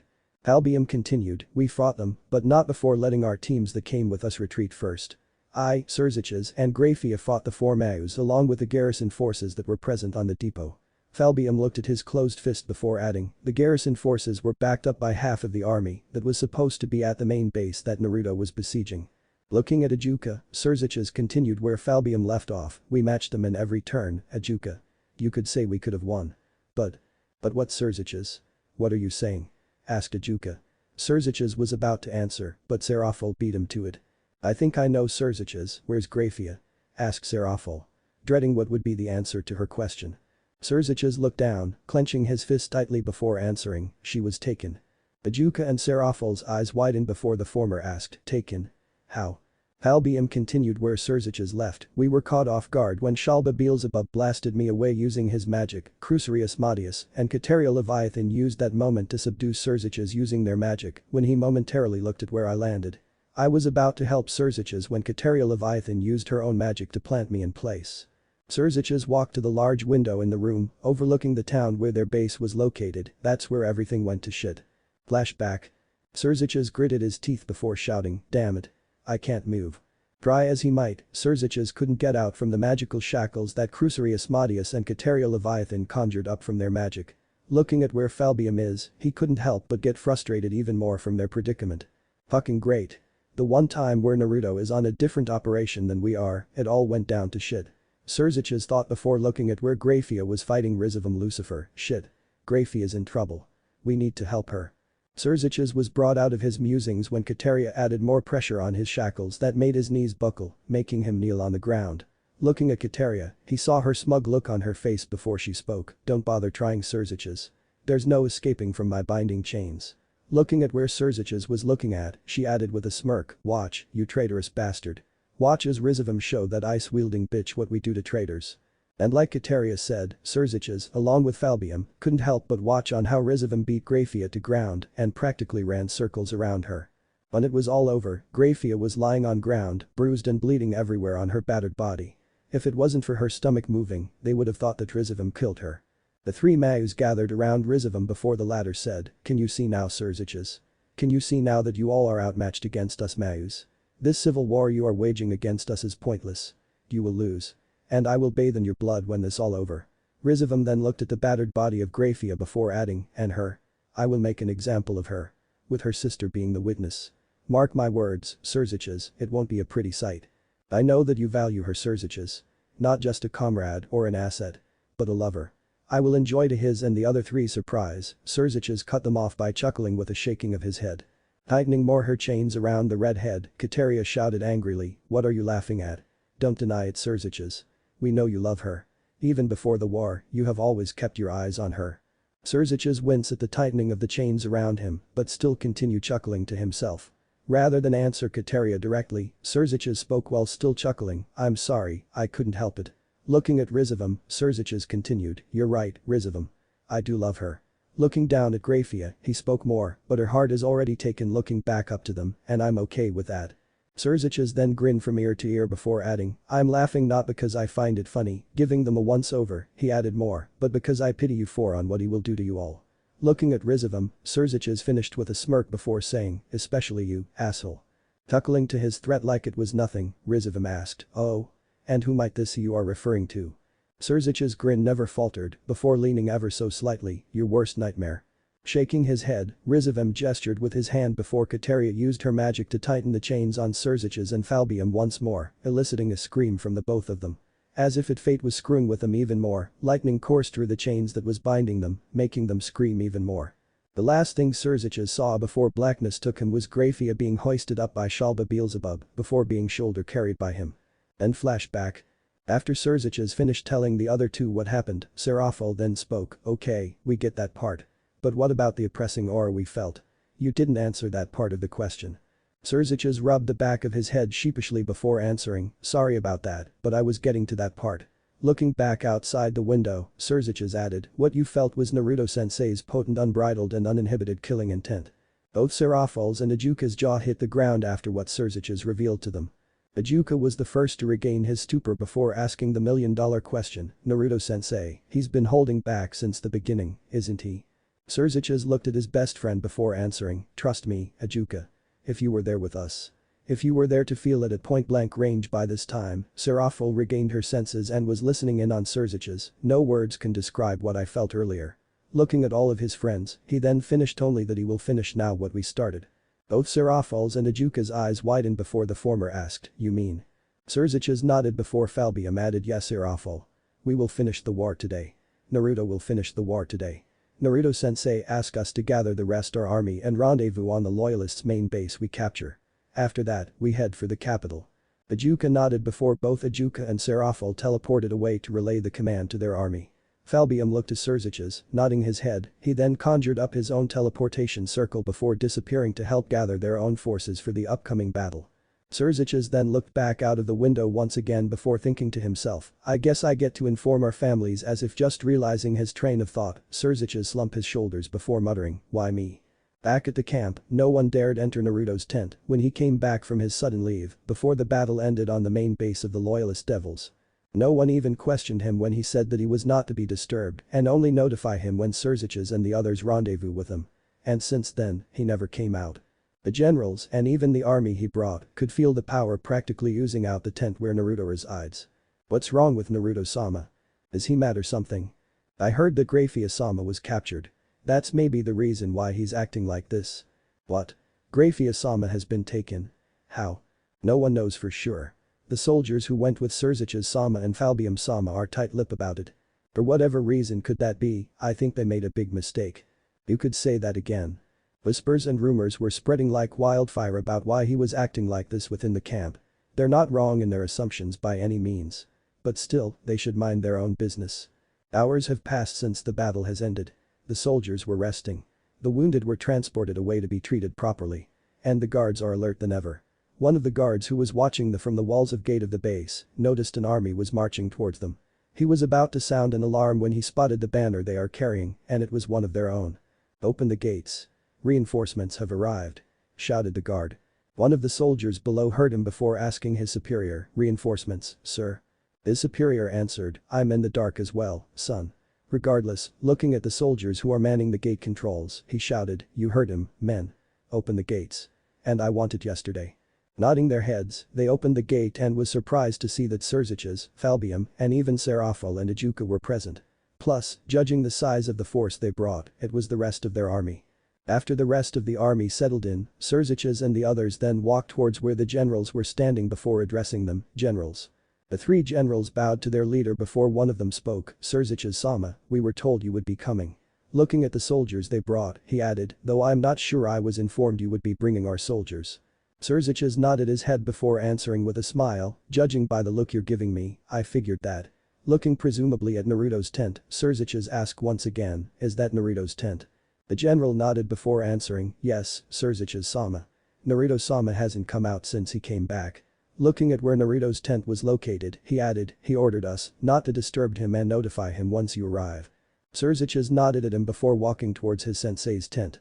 Taking a deep breath, he was about to enter his tent when his sensei's voice was suddenly heard from the other side. Serziches.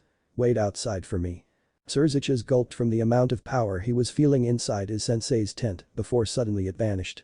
Taking a step back, he waited for his blonde friend to come out. And when he did, all, except the four soon-be Maous, suddenly dropped to their knees by the sheer weight of power Naruto was releasing. Both Serziches and Falbium grimaced. This was the power they felt when he came for them. The only difference is that it's more controlled. More powerful. As for Ijuka and Serafall. What is this? Just by his mere presence, it's suffocating. And the weight of it all, Ijuka thought. They knew their sensei was powerful, but not to the point they are having problem in breathing. Serziches and Falbium were right. He's leagues away from us. And I think this is not his full power, Serafall thought. The Maous made a big mistake and it will be their downfall. Naruto surveyed his camp. He saw the soldiers, even the generals, are on their knees. He let out a tired sigh before reining in his power and control. Before they know it, they could breathe again and stood up from their kneeling position. Naruto. Control your anger. You're better than this. Admonished Kurama. Their time will come. And it's near its end. I know, Kurama. But this wouldn't have happened if I just made her stay at the base. This wouldn't have happened if I was the one who is with her. Roared Naruto back to his partner. Then are you blaming your friends? Asked Drake. No, answered Naruto.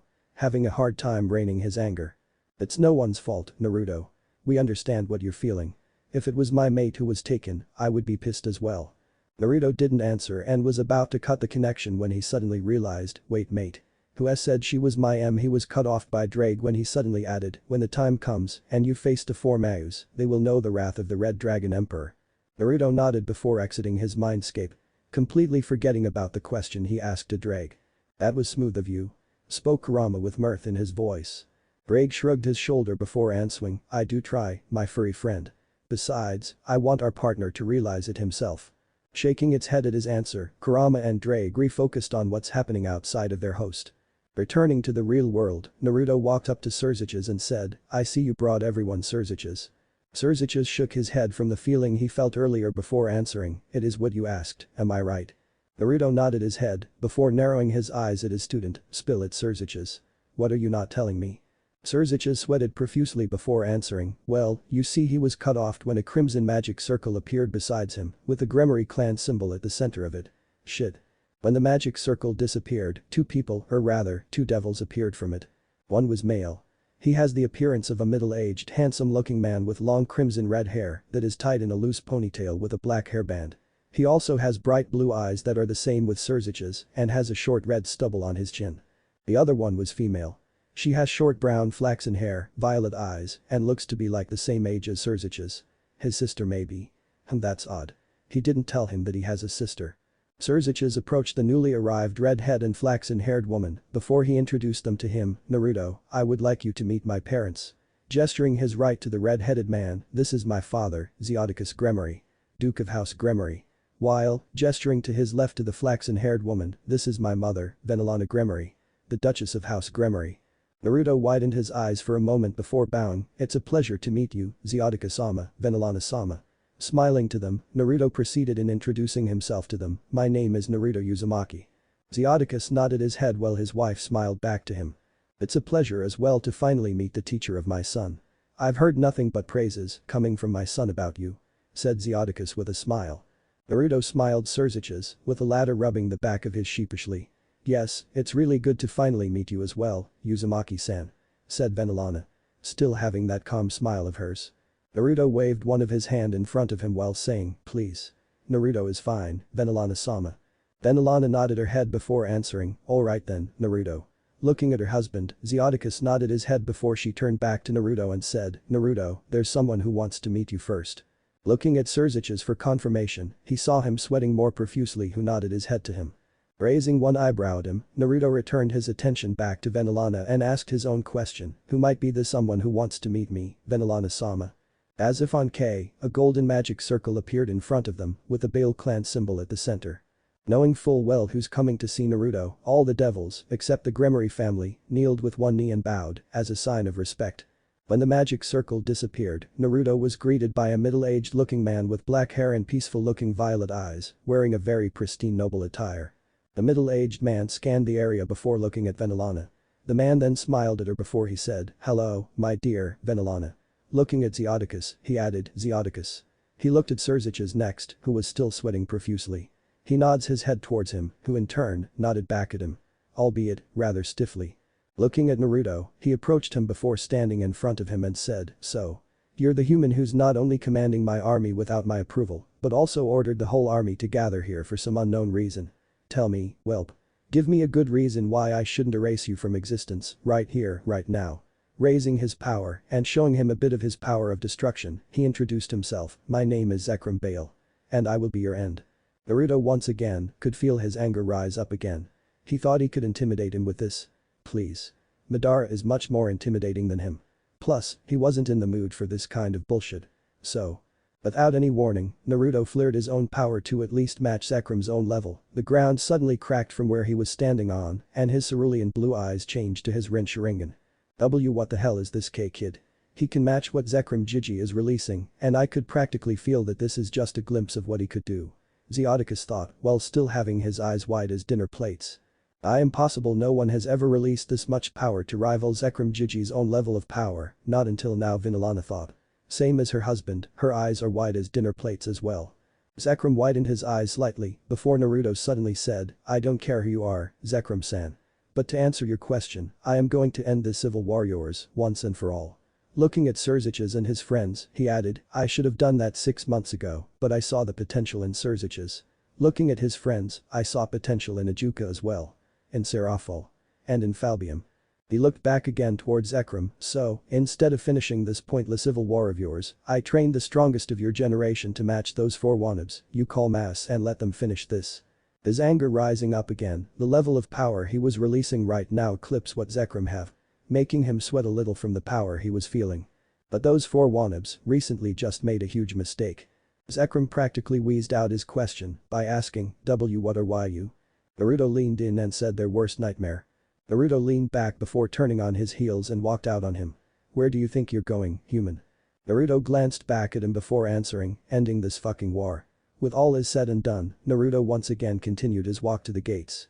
When he was about to cross the gate, Naruto used Kamui to teleport himself out of everyone's sight. Gritting his teeth, Zekrom looked at Serziches and said, "Serziches. You and your friends return to our base with forces. We're done here." Zekrom was about to use his teleportation magic when Serziches suddenly answered, "No." Looking back at the redhead, Zekrom asked, "What did you just say, boy?" Narrowing his eyes, Serziches answered back, "I said no, Zekrom-sama." In a flash, Zekrom was about to backhand this disrespectful redhead when his hand was suddenly grabbed. "I will not let my sensei fight this war on his own." Releasing his hand, Serziches then walked past his mother's ancestor, but not before saying, "You can have your army." Releasing his wings, Serziches then sped off to the capital to aid his sensei. Serziches was not the only one who defied Zekrom. Ajuka, Serafal, and Falbium released their own wings, with the former apologizing to Serziches and Venelana for their son's action before following their red-headed friend. Zekrom fumed and was about to conjure up his power of destruction to execute the 4 who disobeyed his orders when, "Forgive us, Zekrom-sama." Looking back, he was surprised when he saw more than half of the forces occupying the base have their wings on the ready, with the 3 generals on the front kneeling in front of him. Looking down on the one who spoke, he saw him looking at him, and he added, "But, we follow where Naruto-sama goes." Standing up, he bowed to him and said, "If he's going to war. Then we'll be right beside him until the end." After saying what is needed to be said, the 3 generals took to the air, along with the original forces who fought with them. Looking at the shrinking silhouette of the devils who willing followed that blonde-headed human, he couldn't help but smile a bit and said, "He's certainly an enigma." A delicate hand touched his shoulder, and the owner of said hand said, "He really is." Looking at the flaxen-haired beauty next to him, he asked, "Tell me, Venelana, everything you know about him." Venelana nodded her head before saying, "Sure, Zekrom Jiji. But, let's go back to base first." The swirling vertex suddenly appeared just outside the capital. After some time, a blonde-haired man was standing in its place when the swirling vertex slowly disappeared. Naruto surveyed the city. Inside of this is where Graphia would be, along with her sister. Entering sage mode, Naruto closed his eyes before searching for the life force of his friend. Up until now, he's still torn between taking another step between Graphia and him or just stay between what they have right now. He just couldn't find it in himself to ask the silver-haired beauty. Well, mostly because she might not reciprocate what he was feeling for her. Naruto's eyes suddenly snapped open. Graphia's life force was fading, and it's fading fast. And based on what he sensed when he found Graphia, she was not alone. "Please, let me be on time," muttered Naruto before disappearing in a swirl of crimson lightning. Moments before Naruto arrived, Graphia was in a world of hurt. Her body ached everywhere. Blood was steadily flowing from her head, torso, arms, and legs. Her vision was blurry. And the only person who was in her mind was the blonde-headed man who she met 6 months ago. The blonde-headed man she got to know. The blonde-headed man who could make her smile. The blonde-headed man who was so sweet, thoughtful, and caring. The same blonde-headed man who told her to never give up, even though your odds in surviving are practically zero. Having that in mind, Graphia looked at the man who was torturing her as she spit out the blood that was pooling on her mouth towards her torturer's face. "Is that all you got?" Wiping the blood off his face, the man backhanded Graphia so hard, she lost consciousness for a moment. Returning to the land of the living, Graphia looked back at the man and added, "Why you call that a beat backhand?" The man didn't speak nor did he move. He then smirked before walking towards the only door on the room. Knocking on the door was opened before 4 soldiers entered the room. The torturer looked at her, with his smirk still plastered on his face. "I've got to hand it in you, Graphia. You're one tough nut to crack." Looking at the 4, he nodded to them before speaking to Graphia, "Let's see if your sister has the same tenacity as yours." Graphia widened her eyes and was about to verbally attack her interrogator when one of the newly arrived devils hit her in the head, making her lose conscious. The interrogator snorted before motioning them to remove her shackles and transport the silver-haired traitor to the last place she will see before she disappear. Present. Graphia stirred from her sudden slumber. The last thing she remembered was her never-ending beatings she got from the devil who was interrogating her. The insults she thrown back whenever the interrogator hits her. The sudden arrival of the additional guards. Interrogators. Graphia wasn't sure. But she was sure when the 4 took their place around her, one of them said. Graphia's eyes suddenly shot open and was about try and use her magic to impale the bastard who dares threaten her sister when she felt her magic was somehow non-existent. Shaking her head from the blurry vision she was getting, her eyes suddenly widened when the blurriness from her eyes subsided. She expected to see was that she will wake up again on that dungeon where they tortured her for hours before her sudden trip to Dreamland. What she didn't expect was that she was in a coliseum. And not just any a coliseum, but the Coliseum of the Maous. Looking from left to right, she saw that the stands were filled to the brim with spectators. Some were the rich and powerful families that supported the 4 Maous. Others were the loyalist soldiers. When her eyes landed on the makeshift wall that was in front of her and spotted a very familiar mop of silver hair. When she realizes who was that person was, her world literally stopped on their tracks. In front of her was her sister. Chained on a makeshift wall. Her body was littered with cuts and bruises. Even though her face cannot be seen by the silver hair that was blocking her view, she could tell just by her breathing that her face was bruised to the point that her nose was probably clogged due to it being broken and she resulted to breathe through her mouth. "Euclid," muttered Graphia. She was about to call for her sister again when she spotted something or someone to her right. Looking to the person who she saw at the corner of her eyes widened again before a tear slipped from one of her eyes. The person she saw at corner of her eyes was her own mother, battered, bruised, and judging from her condition, she hasn't been eating as well. "What did they do to you, mother, sister?" muttered Graphia. "Why, we just given them the proper hospitality that we Maous can give." Graphia's head suddenly snapped to the other side from where the voice came from. She knows that voice. She loathes the person with every fiber of her being. "Rizivum Lavin Lucifer," hissed Graphia. "I hope you like what you see, Graphia," said Rizivum. Walking in front of her before adding, "because they will be the last thing you will see before I erase from where you stand." Graphia gritted her teeth. If only she can access her magic. At the very least, before she dies, she could have swiped that grin of his face. Rizivum then walked up to Euclid before grabbing a fistful of Euclid's hair, pulling it back to make her see who was in front of her. Euclid didn't stir when Rizivum pulled her hair, nor did she move a muscle. Then, out of nowhere, using his free hand, Rizivum backhanded Euclid's face to wake her up. "Wakey, wakey sleepyhead. We have a guest. It's impolite to doze off when there's guest at our midst." Euclid slowly opened her eyes. She looked at Rizivum with her tired eyes before gazing at the silver-headed woman in front of her.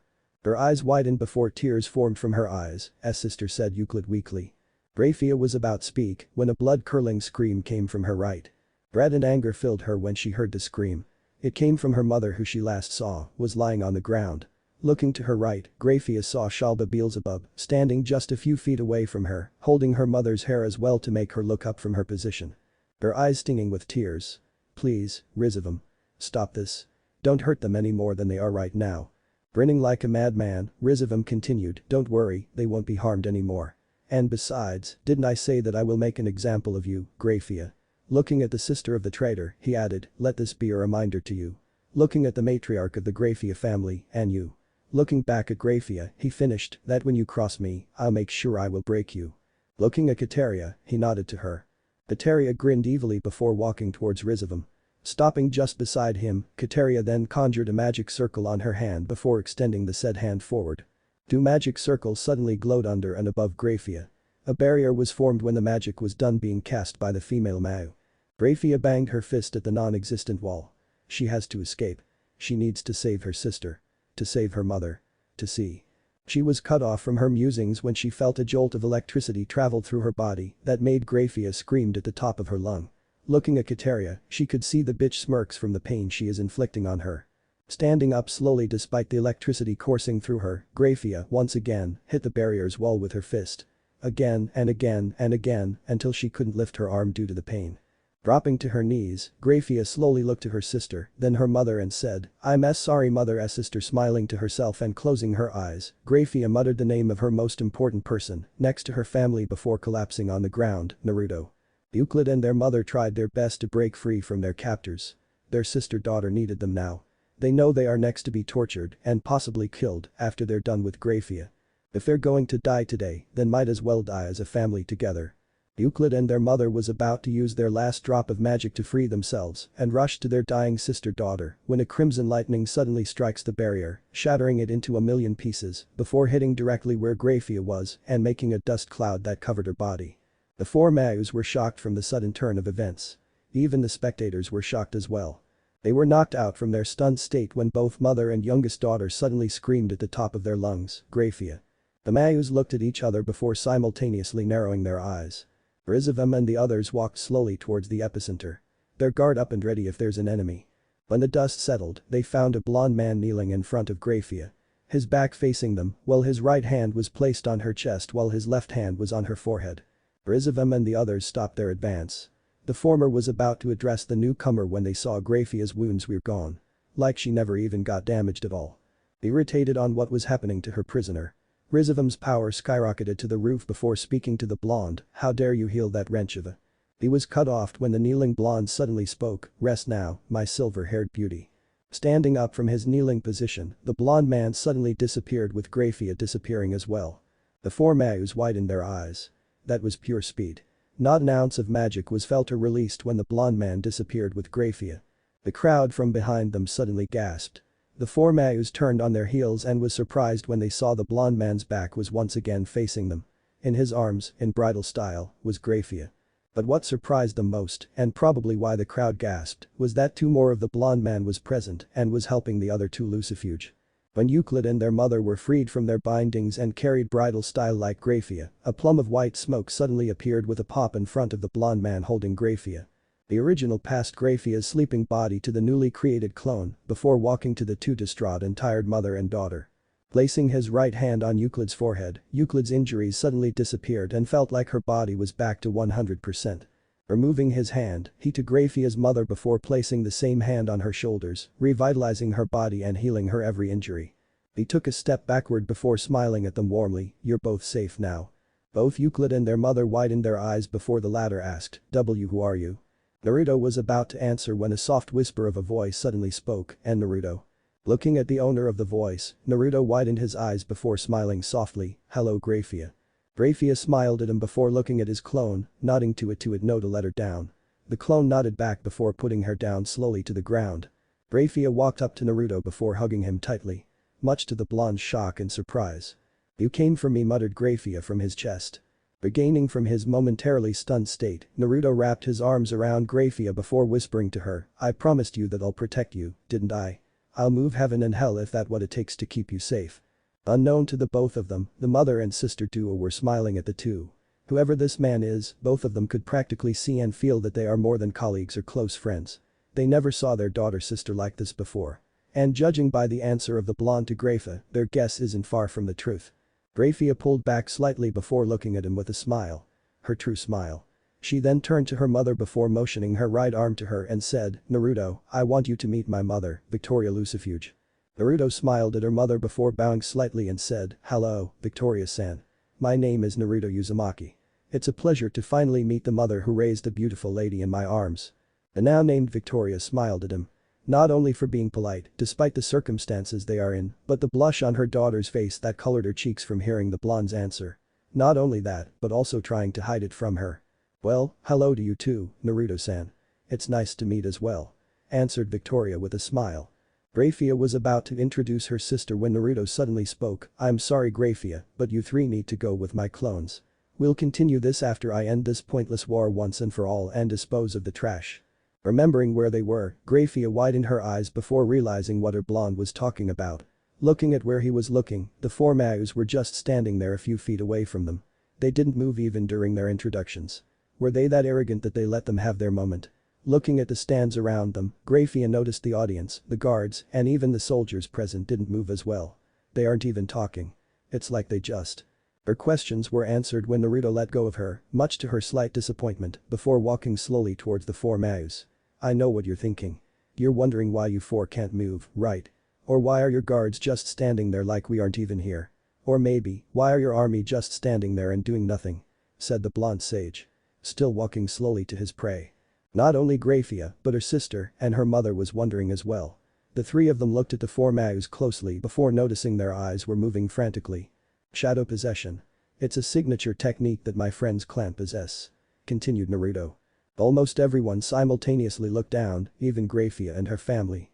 When their eyes locked on the ground, they found out that a shadow was covering the Colosseum. Like something was blocking the light. But the thing is, there was nothing block at the first place, let alone cast a shadow. Once again, all eyes returned to the blonde before he continued, "The way this works is that the user can bind his or her target with their own shadow, and once the user merges with his or her target's shadow." Naruto then stopped walking. Stopping just a foot away from Rizavam before raising his right hand slowly.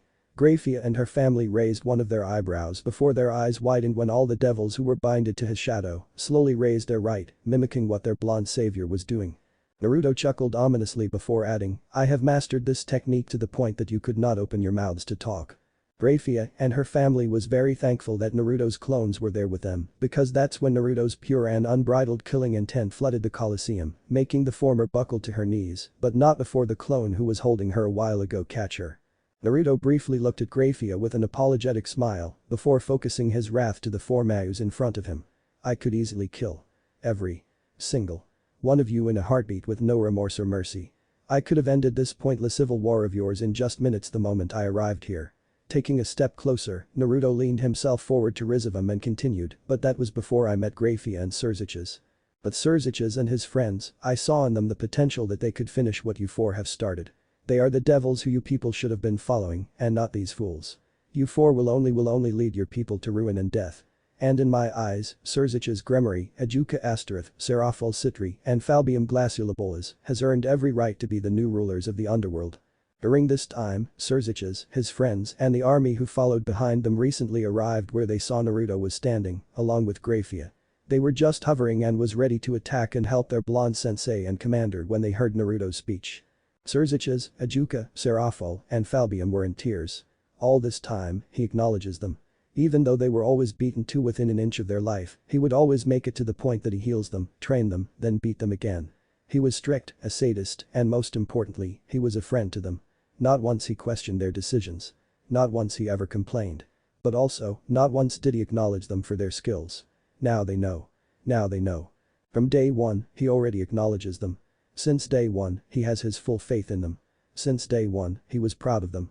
Naruto then pulled back before he continued again, "The plan was I trained Serziches and his friends bring out their potential and beat you four on a straight-up fight." Giving a side-up glance, Naruto looked at Serziches before smiling at him slightly before returning his sights on Rizavam. And they did not disappoint. If I am to gauge them, I would put Serziches and Ajuka to be super devils. With Seraphol and Falbium close behind them. Naruto took a step back before turning on his heels and walked away from the four Maous. While walking, he continued, "But you four made a mistake. A damn big mistake." The four Maous suddenly regained control of their bodies. Seeing that the blonde has his back turned against them and thinking that his control wavered, they charged at him with reckless abandon. To an untrained eye, you could only see 4 blurs coming straight to the blonde. But on a trained eye, they were just moving fast enough that normal people would only think they'd disappear. Much to everyone's shock, even Serziches, Graphia, Ajuka, Serafol, and Falbium. Naruto managed to intercept and deal a heavy blow to the 4 Maous. Sensing the 4 would-be Maous coming, with his smirk plastered on his face, Naruto suddenly turned within a blink of an eye, making the 4 widen their eyes. Naruto ducked low, making Shalba Beelzebub miss his flying kick. The blonde then proceeded to doing a leg sweep that caught Rizavum off guard, making him drop to his side, but before he could touch the ground, Naruto punched his stomach with such force that his body flew to the end of the Colosseum, hitting the far wall and embedding himself on said wall. If you looked closely, he's screaming bloody murder while trying to extricate himself. Naruto then leaned back to avoid a punch that came from Kateria Leviathan, before grabbing the back of her head in vice-like grip and proceeded in slamming her face on the ground below, hard. Still gripping the back of her head, Naruto lifted her up before punching her in the face with the same force that he used on Rizavum, launching her in breakneck speeds before slamming where Rizavum is located. Looking at his remaining targets, Naruto gave them a cruel smile before he suddenly disappears in front of them. Crusory Asmodeus and Shalba Beelzebub look frantically everywhere, trying to find their blonde opponent. Crusory widened his eyes when the blonde suddenly reappeared in front of him. He was about to retaliate when the blonde suddenly kneed him on the stomach, stunning him in seconds. He then grabbed Crusory at the back of his neck, tossing him in the air, before delivering a roundhouse kick to Crusory's head that launches him towards Rizavum and Kateria. Both of them were just recovering from their beatings before Crusory crashed onto them.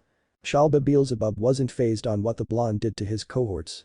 Feeling that he's superior to the blonde and could take him, Shalba didn't waste a moment before pressing his attack on Naruto. Naruto dodged every punch, kick, spell, and even a headbutt from Shalba, much to the irritation of the latter. Unknown to him, Naruto was just lining him up to the others, and when he saw that he was in a clear view of the 3 would-be Maous, Naruto smirked before grabbing the offending arm that tried to punch his face with his left hand, before raising his right hand and placing it in front of Shalba's chest. His fingers extending like expecting a handshake before delivering a 1-inch punch to his chest that reverberated throughout the Colosseum. Shalba's body was launched with tremendous force that when he hit the 3 Maous, they were also carried by him and went through the walls of the Colosseum to the other side. Looking at the audience, one would think that they were still in the effect of the jutsu Naruto trapped them in, but in truth, he deactivated the shadow possession jutsu the moment the 4 Maous attacked him. They were silent and unmoving because of the sheer power of the blonde was releasing through the air. Walking to the gaping hole where the bodies of the Maous went through, Naruto spoke for all to hear, "I understand that your forefathers were once angels.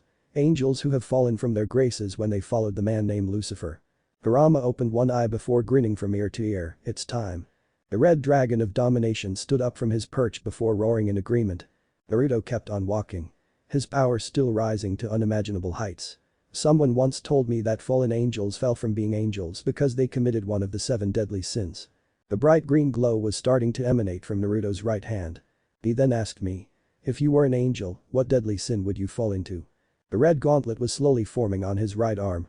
From the day he asked me that question, I didn't have a solid answer on what sin I would fall into. He stopped walking before looking back at Graphia, who was gaping like a fish and was staring at his arm. Naruto smiled at her before turning into a smirk, looking at his students who was also gaping like a fish when they saw the gauntlet that was showing for all to see. Looking back at Graphia, Naruto continued, "But then the 4 assholes took the woman I love from me. She is everything to me. And they would take that from me." Looking back at the hole, Naruto noticed the 4 Maous was coming in hot and ready for another round. Naruto closed his eyes before finishing, "Now, I will give you all the answer to the question what that someone once asked me." Naruto's form was covered in a crimson light that blinded the whole audience. When the light died down, Naruto's body was covered in a red dragon armor with green jewels that cover his body and a pair of dragon wings on his back. Welsh dragon. Balance breaker. From this day on, it will forever be remembered as the day that the dragon sin of wrath was born. End. Chapter 6. Peace in our time. Welsh dragon. Balance breaker. Power. Unimaginable power. That was what every present devil is feeling right now. And it was coming from the transformed blonde that was standing in front of the Devil Kings. "I am possible this feeling, there's no doubt about it." Serziches didn't have time to finish his sentence when Ajuka finished it for him. "The boosted gear, he's the Red Dragon Emperor. Our sensei is the Red Dragon Emperor. He's been holding back on us all along," said Falbium. Still in awe at their sensei's revealed hidden power. Naruto thought Serafol. She couldn't help but shiver from the sheer pressure her sensei was releasing. This feeling wasn't even the same as last time he flexed his power to put Zekrom into his place. Same with Serziches and his friends, Graphia and her family were having the same discussion as them. "Graphia, why didn't you tell us that your boyfriend was the Red Dragon Emperor?" said Victoria to her eldest daughter with slight awe. Graphia, despite being shocked at what Naruto revealed to them, blushed at the statement her mother told her. "Mother. This is not the right time. And for the record, I didn't know he was the Red Dragon Emperor," exclaimed Graphia. "Though I may have already known since I sensed something in him when I first met him." Shaking her head from the shock and awe she was feeling, Euclid smirked before saying, "Mother, sister, shh. The show is about to start." The mother and daughter duo looked at each other before looking back at Naruto's form from afar. "Please be careful, my beloved," thought Graphia before smiling to herself. Naruto was enjoying himself. This feeling. This seemingly limitless power within his grasp. He didn't have the time to test the boosted gear all by himself, as he always made clones to practice with his boosted gear and learn everything what they could on how to use it. And now, he's going to make the four assholes in front of him his personal training dummies to practice on what his clones have learned from his new partner. Smirking, Naruto willed the scale mail from his head to retract and let them see his smirking face after seeing his transformation. "Surprised?" asked Naruto in a curious yet sarcastic tone. Rizavem and the others stopped on their tracks. Shock evident on their faces. This human has the boosted gear in his grasp. And has full mastery and control of his sacred gear. This isn't good. The Red Dragon Emperor has finally revealed himself after the death of its previous wielder centuries ago. Thought Shalba Beelzebub. Looking at the new wielder of the boosted gear, he couldn't help but shudder at what he was feeling. And judging from this pressure. This power. I don't even know if it's coming from his sacred gear or himself. Looking at their Lord Lucifer, he added to his thought process, "Rizavem, I hope you don't make a mistake in handling this. We are not prepared to face someone like him. It will be the death of us if you screw this up." And as if his words in his head had been heard, Lady Luck had just decided to abandon them to the wolves, or should we say to the dragon. "Nice light show you have there, punk," said Rizavem with a smirk after regaining composure to himself. "Fuck me sideways and call me a bitch, the idiot has done it," thought Shalba, before gritting his teeth in anger. Naruto raised one of his eyebrows before looking at the most sensible being in the group, which, at the moment, was Shalba Beelzebub. "Is he serious?" asked Naruto. Shalba could only shook his head as his answer. "Who the fuck are you supposed to be? You think you could match us Maous? Especially me? Rizavem Liven Lucifer. The strongest of the devils. The most feared and revered devil in the whole underworld," shouted Rizavem, releasing all of his power in an effort to scare the blonde bastard who has the gall to challenge them.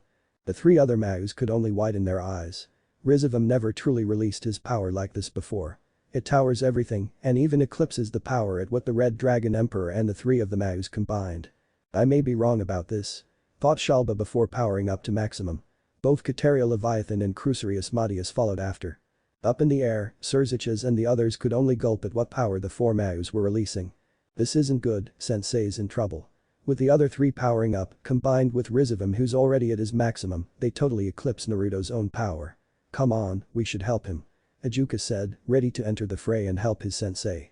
And for once, he could go all out and show him how far he has come. The other two nodded their head, as well as the other devils who followed them. Even if they are no match against the four Maous, the soldiers, as well as their generals, will do everything they can to help the blonde human who was fighting for them. To their shock, Serziches raised his arm to stop them and said, "No. Let Sensei fight this on his own." His friends widened their eyes at what he said to them before Serafal suddenly exploded in anger. "What do you mean, no Serziches? He's no match against them." Smiling at his distraught friend, Serziches answered, "Trust in our sensei, Serafal." Looking at his two other friends, he continued, "Please. Just trust him." He looked back at Naruto and thought. "Naruto. I know you can do this. Besides, our full power is just below them. This is a walk in the park for you compared to us if we were in your shoes." Naruto could only stare in wonder. This was their full power. "I'm so disappointed." "See? This is what overwhelming power feels like. This is the power of the greatest of all of the 72 pillars. This is the power of the Maous. This is the power of Lucifer," cackled Rizavem, enjoying the wide-eyed expression of the blonde bastard in front of him. Naruto blinked once and again before he bellowed out a laugh that oozed sarcasm if you listen well enough. "What's so funny?" shouted a very angry Rizavem. Laughing for a solid minute. Naruto controlled his laughter before wiping his eyes with one of his fingers. "Why you are. Damn, I didn't know you were a comedian." Rizavem could only grit his teeth. This bastard has the gall to laugh at the most powerful devil in history. Who does he think he is? Meanwhile with the others. Oh shit, the collective thought process of the other three beside him and knowing what's coming next. Regaining his composure, Naruto looked Rizavum in the eye and said, "Is that all you've got?" The four Maous widened their eyes, as well as the surrounding spectators, as they heard what the blonde had said to them. And just like that, the pressure returned, but this time, it was tenfold. The very ground where Naruto stood cracked at the pressure he was releasing. His eyes changed from its beautiful cerulean color to blood red, with concentric circles forming on his eyes. And with every concentric circle, 3 tomos were circling slowly, hypnotizingly, totaling in 9 tomos per eye. Around the side his eyes, veins could be seen popping up, giving him a very menacing and intimidating look. The 3 of the 4 Maous took a step back.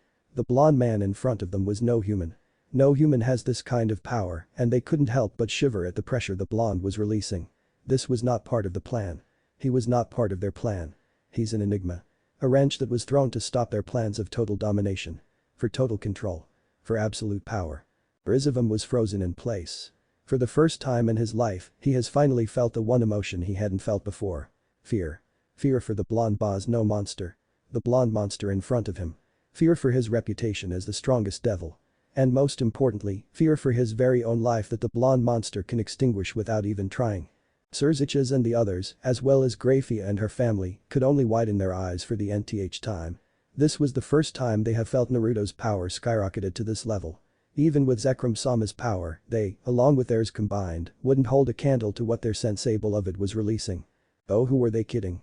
For Underworld's sake, even if they combined their powers with the Maous, it wouldn't still be enough. Naruto smirked before taking a step forward. In return, the 4 Maous took a step back. Naruto raised his hand and said, "Now then. Let's start this party, shall we?" Before aiming his raised hand at Rizavum and said the words that was heard by all, "Banshmtenen." The tomos in his eyes spun rapidly, and before Rizavum knew what's going on, he felt his body suddenly jerked and was pulled towards the blonde monster's awaiting hand. Pulling him like a piece of metal to a very powerful magnet.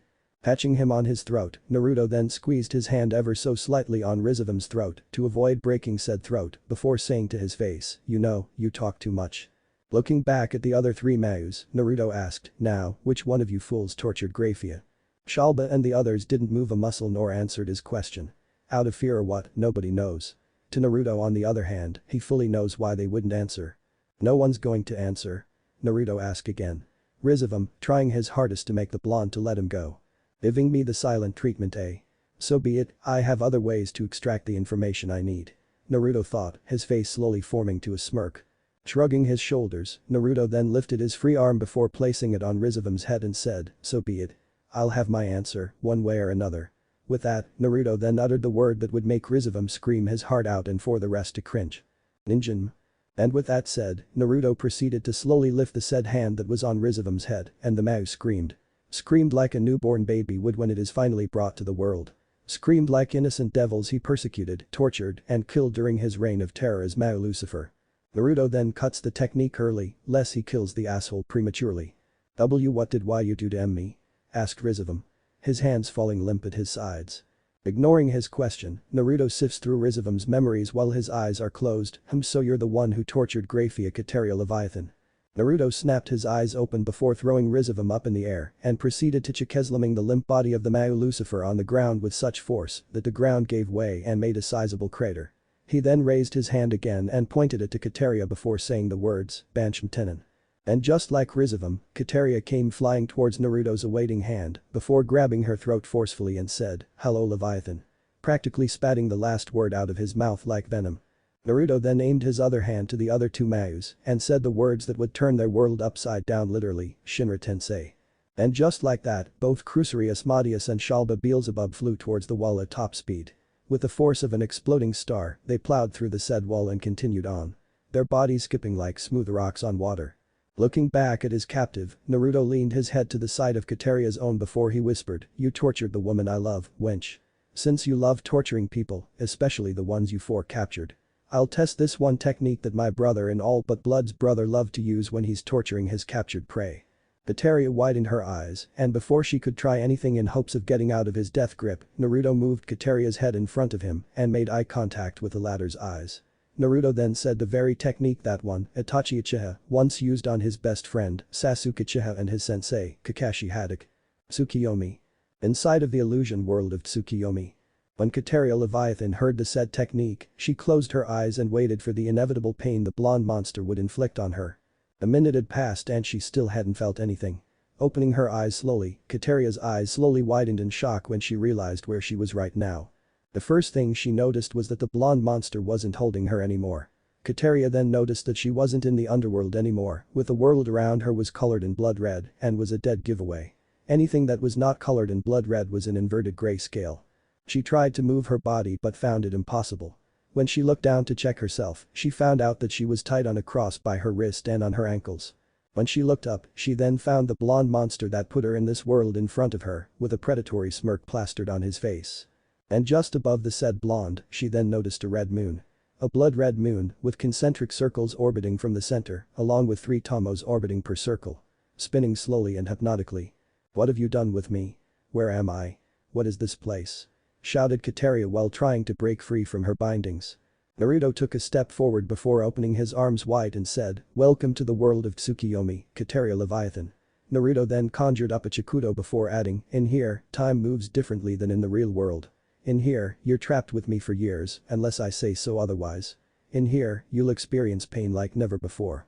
And in here, for all intents and purposes, I'm a god." Naruto walked slowly towards the, in a manner of speaking, crucified Leviathan. The latter doing everything she could to try and escape from her bindings. "Please have mercy," whimpered Kateria. Knowing that there's nothing she could do to stop what was coming to her. Naruto's facial features suddenly went cold as ice and said, "Sorry. I'm all out of mercy." The moment Naruto finished what he said, Kateria widened her eyes and screamed. "Real world. Present. Hiya." After a full minute of screaming, Naruto released the twitching and drooling body of Kateria Leviathan from his grasp. Letting the limp and possibly brain-dead body of the Maous Leviathan drop to the ground like a sack of potatoes. Rizavim could only watch in horror. In all of the years he has been alive, never in his life saw that kind ruthlessness before. Least of all, a human at that. To a fallen angel. Sure. They were sadistic like that. To a devil. Hell yes. He's the prime example of that. But for a human. No. Hell no. That right there is a grade triple sadistic mother. He was cut out of his musings when the blonde red dragon emperor suddenly flapped his dragon wings before slowly climbing up to the sky above the Colosseum. Looking at the still present audience, Naruto then amplified his voice by using his chakra and said, "Hear me, people of the underworld. This war has gone long enough. Your kind is already at the brink of extinction after the Great War, and yet here you all are, fighting amongst yourselves.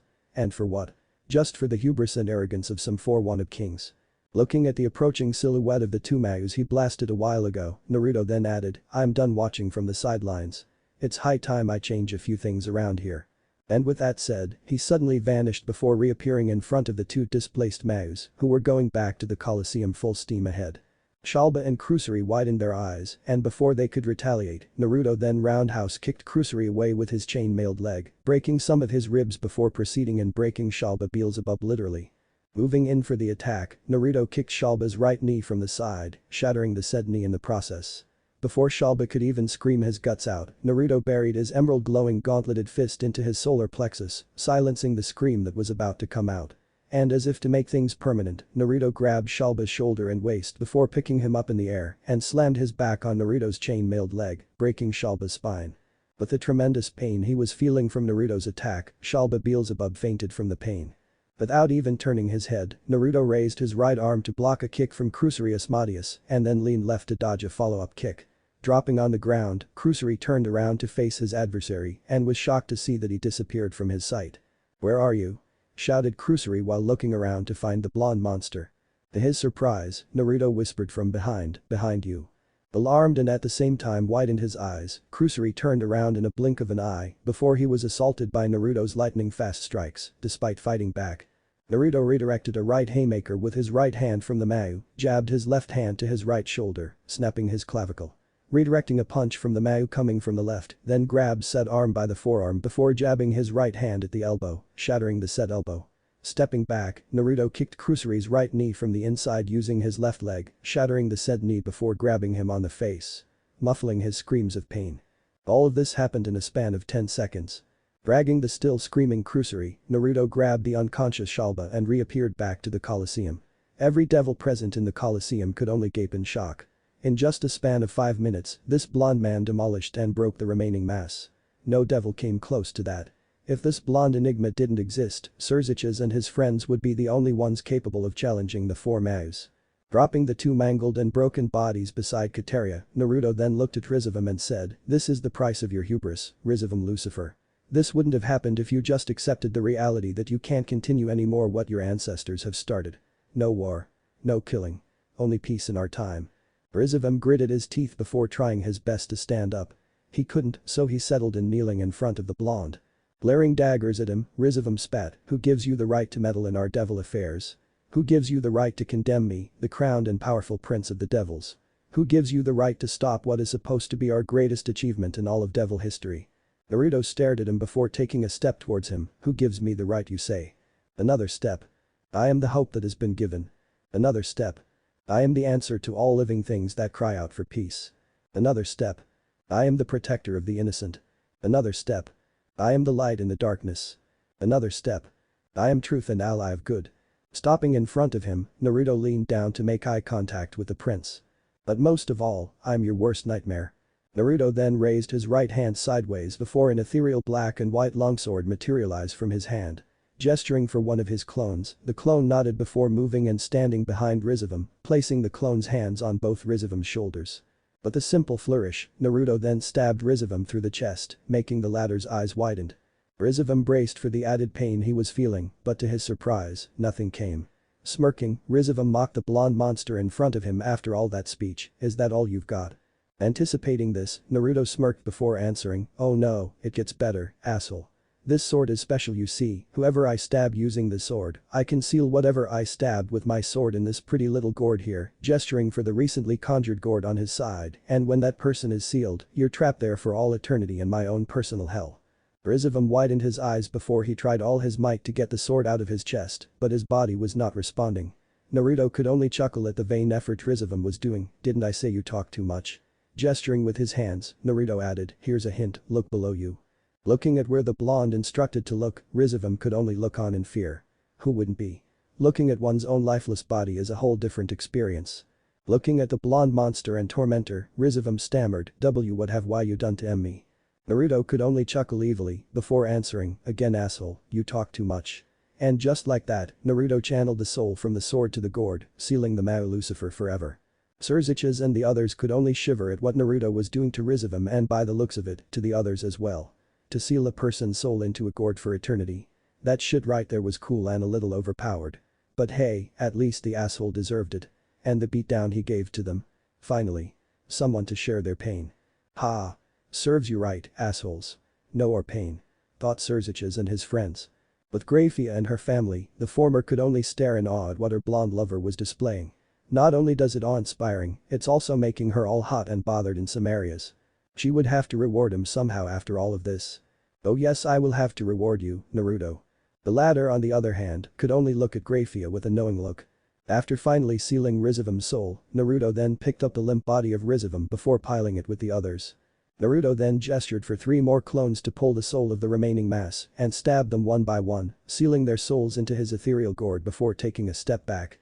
Looking at his audience, to which surprised him that they didn't even move. Even the soldiers present who are loyal to the old faction didn't move also. Shaking his head, Naruto began, "If all of you want to die here, I suggest you all fly right now." And just like that, all of the devils who came to watch the execution of a traitor suddenly moved from their seats and proceeded to fly out of the Colosseum. The soldiers, on the other hand, dropped their weapons before flying up to Serziches and co. to surrender to them. Naruto then gestured to his clones who were with Graphia and her family to take them to a safe distance, to which his clones nodded before doing what their creator's bidding.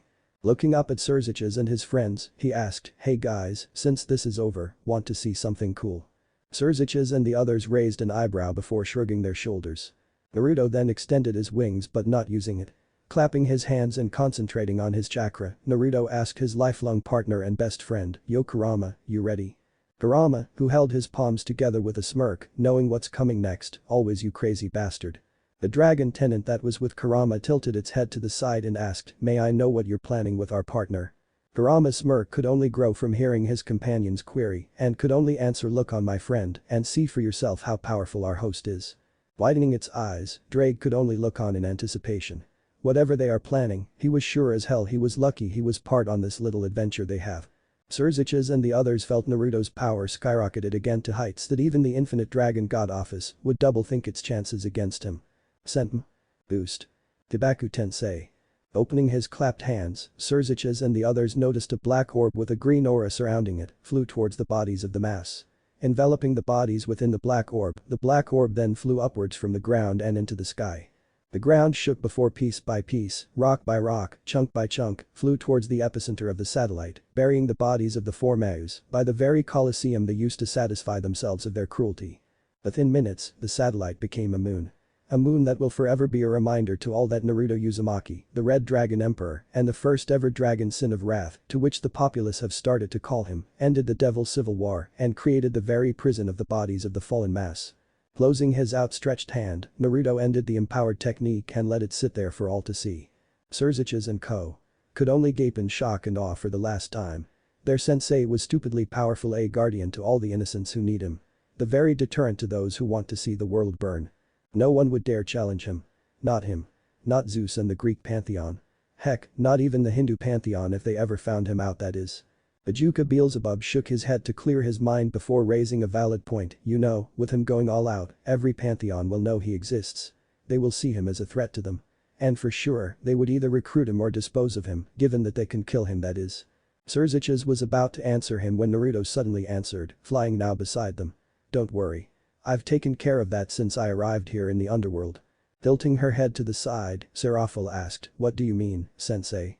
Naruto closed his eyes, turning his eyes from his Rin Sharingan into his cerulean blue eyes again. His gauntlet glowed emerald once more before his chainmail vanished, his wings on the other hand, remained. Opening his eyes, Naruto then raised his right hand before snapping his finger. With that done, the very skies were momentarily shattered before returning to normal. I have put up a 5-mile radius barrier around me to keep my powers by being sensed by other beings. Ajuka and the others could only blink before chuckling in mirth on how advanced Naruto had planned ahead. Landing towards the army with the others, Naruto looked around before finding who he was looking for. Smiling at her, Naruto slowly walked towards Graphia with a knowing smile. Graphia smiled a knowing smile as well, before slowly walking towards Naruto as well. Naruto slowly added more to his pace before slightly running towards Graphia, with Graphia mimicking him. By the time they were within arm's reach, they were running towards each other before Graphia jumped and latched onto Naruto by wrapping her legs over Naruto's waist, the latter bracing himself before Graphia could even jump him. Gazing into her beautiful silvery eyes, Naruto whispered, I got you beautiful, I won't let anything happen to you anymore. Graphia's eyes got misty before leaning down and giving him a kiss that would make any male weak on the knees. Those who saw the kiss happened could only mutter to themselves, lucky bastard. Leaning back after that searing hot kiss that Graphia had given him, Naruto sported a goofy smile, while Graphia could only chuckle at his expression. Naruto heard clapping behind his back before turning his body towards the sound.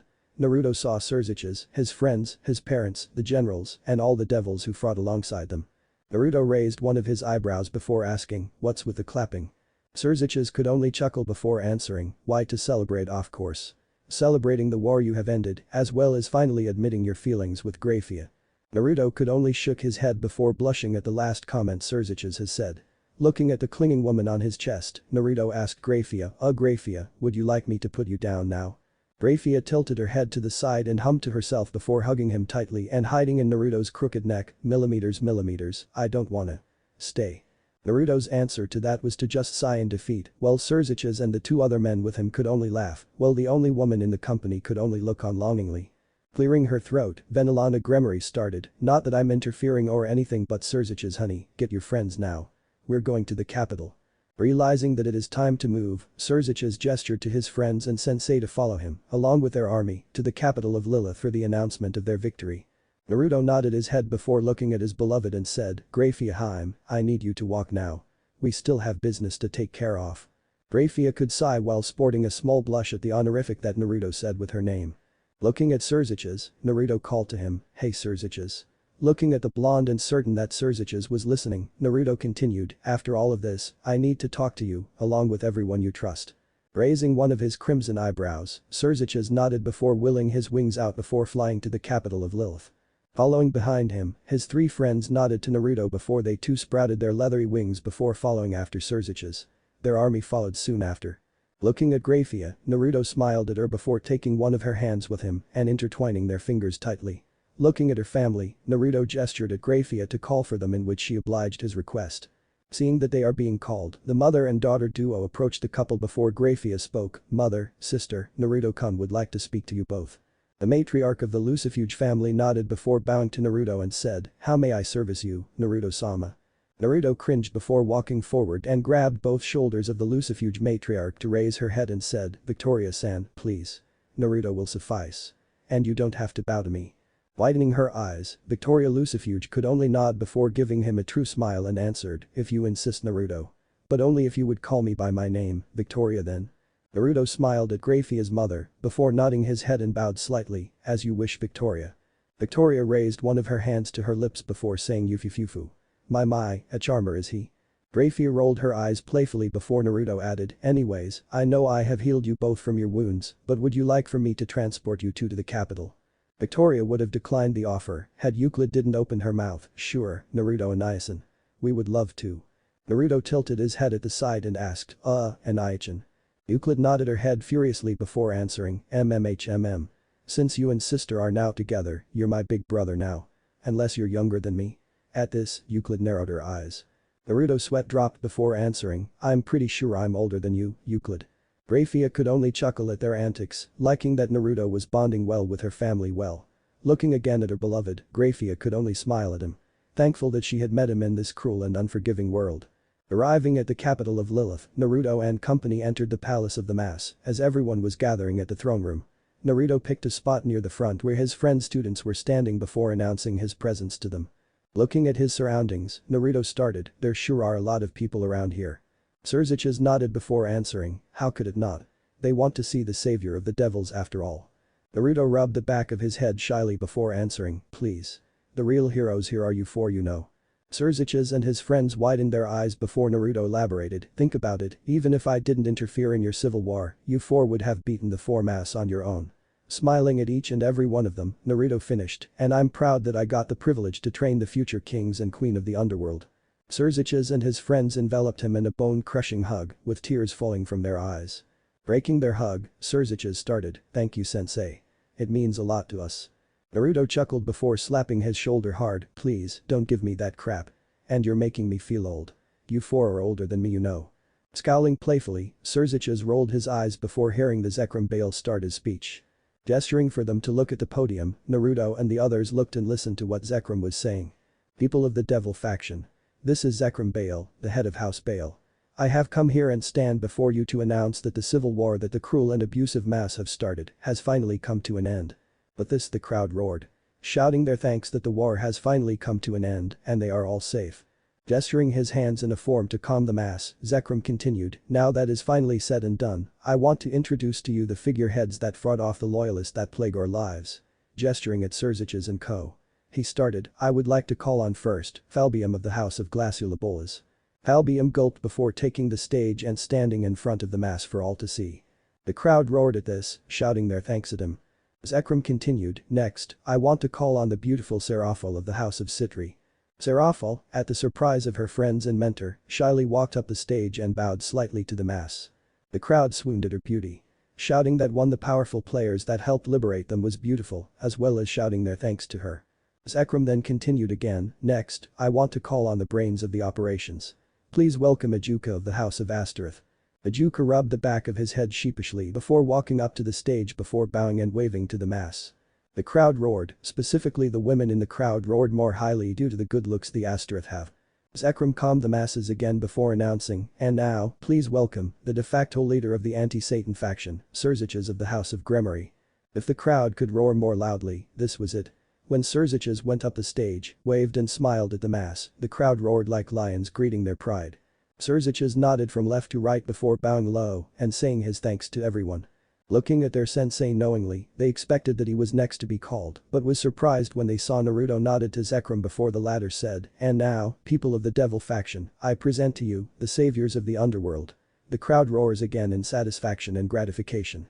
Serziches and his friends are their savior. They're kings and queen of the Devil Faction. Their mass. Before Serziches could correct the first head of the House of Baal, Zekrom added, "These four prodigious devils took down the descendants of the four great Satans. Claiming that it's high time that we change things. Well, I for one is ready for this change. And who better to lead us into a new world of everlasting peace is these four right in front of you." Serziches and the others were ready to fight for the recognition of their friend and sensei when they heard the very voice of the person that they wanted to defend. Mugen Tsukiyomi. Looking at their sensei and friend, they saw that his eyes were in his Rinshringen, and suddenly, their world went blank. Inside of the illusion world of Tsukiyomi, Naruto and his friends were present, as well as Graphia, her family, Zekrom, the Grimoires, the three generals who stood with Naruto, and the high-ranking officers and the soldiers who served under Naruto. Looking at their sensei, Serziches was the first to speak. "What's the meaning of this, Naruto?" Naruto sighed before explaining Serziches. "This was my plan all along." "Well, partly that is." Ajuka then interjected, "Then explain it to us." Naruto nodded before explaining, "I didn't plan on taking the 4 Maous on my own. I planned on training and refining you 4 in finishing this war by defeating Rizavam and his party. What I didn't count on was that Graphia being captured by them." Looking at the latter, Graphia nodded at them before Naruto continued, "Graphia and her family know. And recently, I just talked to Zekrom regarding this so he too knows." Gesturing at Zekrom, who positioned himself at his side. Albium, in a surprising forceful tone, spoke, "I don't understand. Please give us a straight answer. What is this plan of yours?"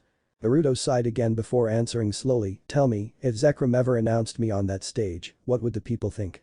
Surprisingly, it was Serziches who answered for them, "They would accept you. You are a hero, Naruto. Our hero. You defeated the Maous. Not us." If they could see what you Serziches didn't finish what he was saying when Zekrom suddenly spoke, "No Serziches. They would not." This time, it was Ajuka who answered back, not surprising that he answered calmly now, since he was the most level-headed of them all. "What do you mean by that?" Naruto explained again, "To answer your question, Ajuka, they would see you as weak devils. Who was in over your heads when you started this rebellion?" Before they could argue that point, Zekrom added, "I'm afraid Naruto's right. Many of our kind value power. And they wouldn't take kindly that a mere human can best the strongest of us all, less training the ones who comes in second to them. It's a good thing too that the council never heard or sensed Naruto here because of his barrier, or there would be a manhunt for the head of Naruto to be given to them on a silver platter. Not that anyone could kill him, that is. There would be a rebellion against the council wishes over the protection of Naruto, and you and I both know that wouldn't end well against the offending party of Naruto." Serziches, Ajuka, and Falbium were at a loss of words. They couldn't argue with that because it's a really solid point. There would be a rebellion against the council and they wouldn't want that to happen. At this point, Seraphral suddenly spoke quietly, but everyone could hear her, "You're leaving, aren't you?" Naruto looked at her for the longest time before nodding. Everyone shouted their objections except for Graphia, her family, and Zekrom. This time, it was Serziches who spoke for everyone, "Come now, young man. No need to do that." "We could." Naruto cut him off by saying, "No, Serziches-sama. I appreciate what you're doing, but I have already fulfilled my mission. You all don't need me anymore." Serziches and the others widened their eyes with tears forming at the side of their eyes. "No. We need you, sensei. Not just our teacher but as a friend," shouted Serziches. Even the generals and their subordinates shouted in defiance at what he had said. Naruto shook his head and before Naruto could retort, Serziches, his friends, and the soldiers and generals who served under him kneeled before him and bowed. Serziches then said, "Please Naruto, stay with us." How will Before Serziches could even finish, Naruto appeared in front of them before grabbing Serziches' shoulders, pulled him up and said, "Idiot. I may be leaving, I didn't say that I wouldn't visit you all from time to time." When he said this, the mood took a 180-degree turn for the better. "What?" shouted everyone. Naruto laughed his heart out at this, "That's what you get when you wouldn't let me finish." Serziches and his friends could only scowl at him before the former asked, "When do you leave?" Wiping the tears from his face, Naruto answered, "After this actually." And just like that, they once again said, "What?" Picking his ear using his pinky finger, Naruto shouted back, "Could you not shout at my face, Naruto?" Then sighed before continuing, "By the time we finish talking here, I'll end the jutsu outside and the genjutsu I put on the populace outside would take effect." Ajuka raised one of his eyebrows and asked, "Genjutsu? What's a genjutsu?" Naruto answered, "Basically, I've put let's say, a very powerful suggestion in their mind that you 4 outstead the descendants of the 4 great Satans and the moon that's hovering on the sky was Ajuka's doing." Ajuka was about to ask the question that Naruto already knew he would ask and just answered, "Come on, Ajuka. Between the 4 of you, you will eventually find a way to add an artificial moon and a sun here in the underworld." With that, Ajuka just shut his mouth at that point. Naruto then added, "Also, Euclid would stay with you, Serziches." Serziches raised one of his eyebrows so high that it vanished in his hairline. "Why specifically?" Naruto raised an eyebrow, but Graphia and Victoria could only look on knowingly at him. The latter then spoke in a matter-of-factly, "A Lucifuge must always serve a Lucifer." Serziches buffered on a solid minute before his brain restarted. Whoa, hold up. Me? Satan. Looking at Zekrom for answers. Zekrom nodded before answering, I have chosen you, Serziches, as the new Maous Lucifer of the Devil faction. As well for the three of you, Ajuka is the new Maous Beelzebub, Seraphil will be the new Maous Leviathan, and Falbium will be the new Maous Asmodeus. The four new Maous' jaws dropped hard. They didn't expect to be the new Maous of the Devil faction. A different level of responsibility was placed on them. Leading an army was one thing, but leading the very faction of their race. That's a whole new ballpark right there. Naruto clapped his hands at them before saying, like I said earlier, I'm proud and got the privilege in training the new kings and queen of the underworld. And with that, every devil present proceeded in clapping their hands at their new leaders. Serziches' parents walked up to them to give their son a hug for the achievement he got for being the new Maous Lucifer. Serziches then looked at Naruto again and said, what will you do now? Naruto shrugged his shoulders before answering, I don't know, maybe travel the world, settle down, get a job. I'll be taking Graphia and her mother by the way in case I forgot. Serziches nodded his head before walking up to him and offered his hand, it's been an honor in learning from you sensei. Naruto snorted at that before accepting the offered hand and answered, please. When I visit again, prepare for the pain when we continue all your routines. Serziches and the others failed in fear before the three men grouped hugged and shivered in place. Seraphil then walked up to him and smiled, I hope to see you again sensei. Naruto smiled at her before surprising Seraphil by hugging her tightly. You will, my favorite student. I'll see you again. Whispered Naruto. Seraphil released all the pent-off tears from her eyes before hugging the man she had fallen for with all her might. When the time comes, I'll tell you what my heart tells me to. Thought Seraphil before disengaging from the hug. Naruto nodded to her before taking a step back towards Graphia and Victoria, this is it guys. It's been fun. I'll see you when I see you. And I promise to come back when the world needs me the most. Serziches, already snapped out of the fear-induced shivering, nodded at him, as well as Ajuka and Falbium. The generals and the soldiers saluted at him before the former answered in unison, we await your return, Naruto-sama. And we will always be loyal to you. Naruto nodded before saluting at them as well. Looking at Zekrom and the Gremory family. Naruto bowed at Zeoticus and Venilana before Naruto raised a bird at Zekrom, to which the latter clamped on his emotions shut, lest he pummel the punk to the ground. Not that he could. Naruto laughed when he saw the tick mark grow exponentially on the head of Zekrom. Despite all that, Naruto nodded at him before looking at everyone and said again the words. Mugen Tsukiyomi. Real world. Present. Serziches and his friends blinked their eyes before in unison, snapped to the place where once their friend and mentor once was. They weren't surprised when they didn't find him there. Shaking his head, Serziches could only smile and muttered, good luck sensei. And? What if Godlike Juubi Naruto Highschool DxD, and thanks for watching my video till the end. If you enjoy this content, then do consider subscribing to my channel and leave a like if you guys need the next part, comment down, and thanks for watching the video and see you guys in the next video.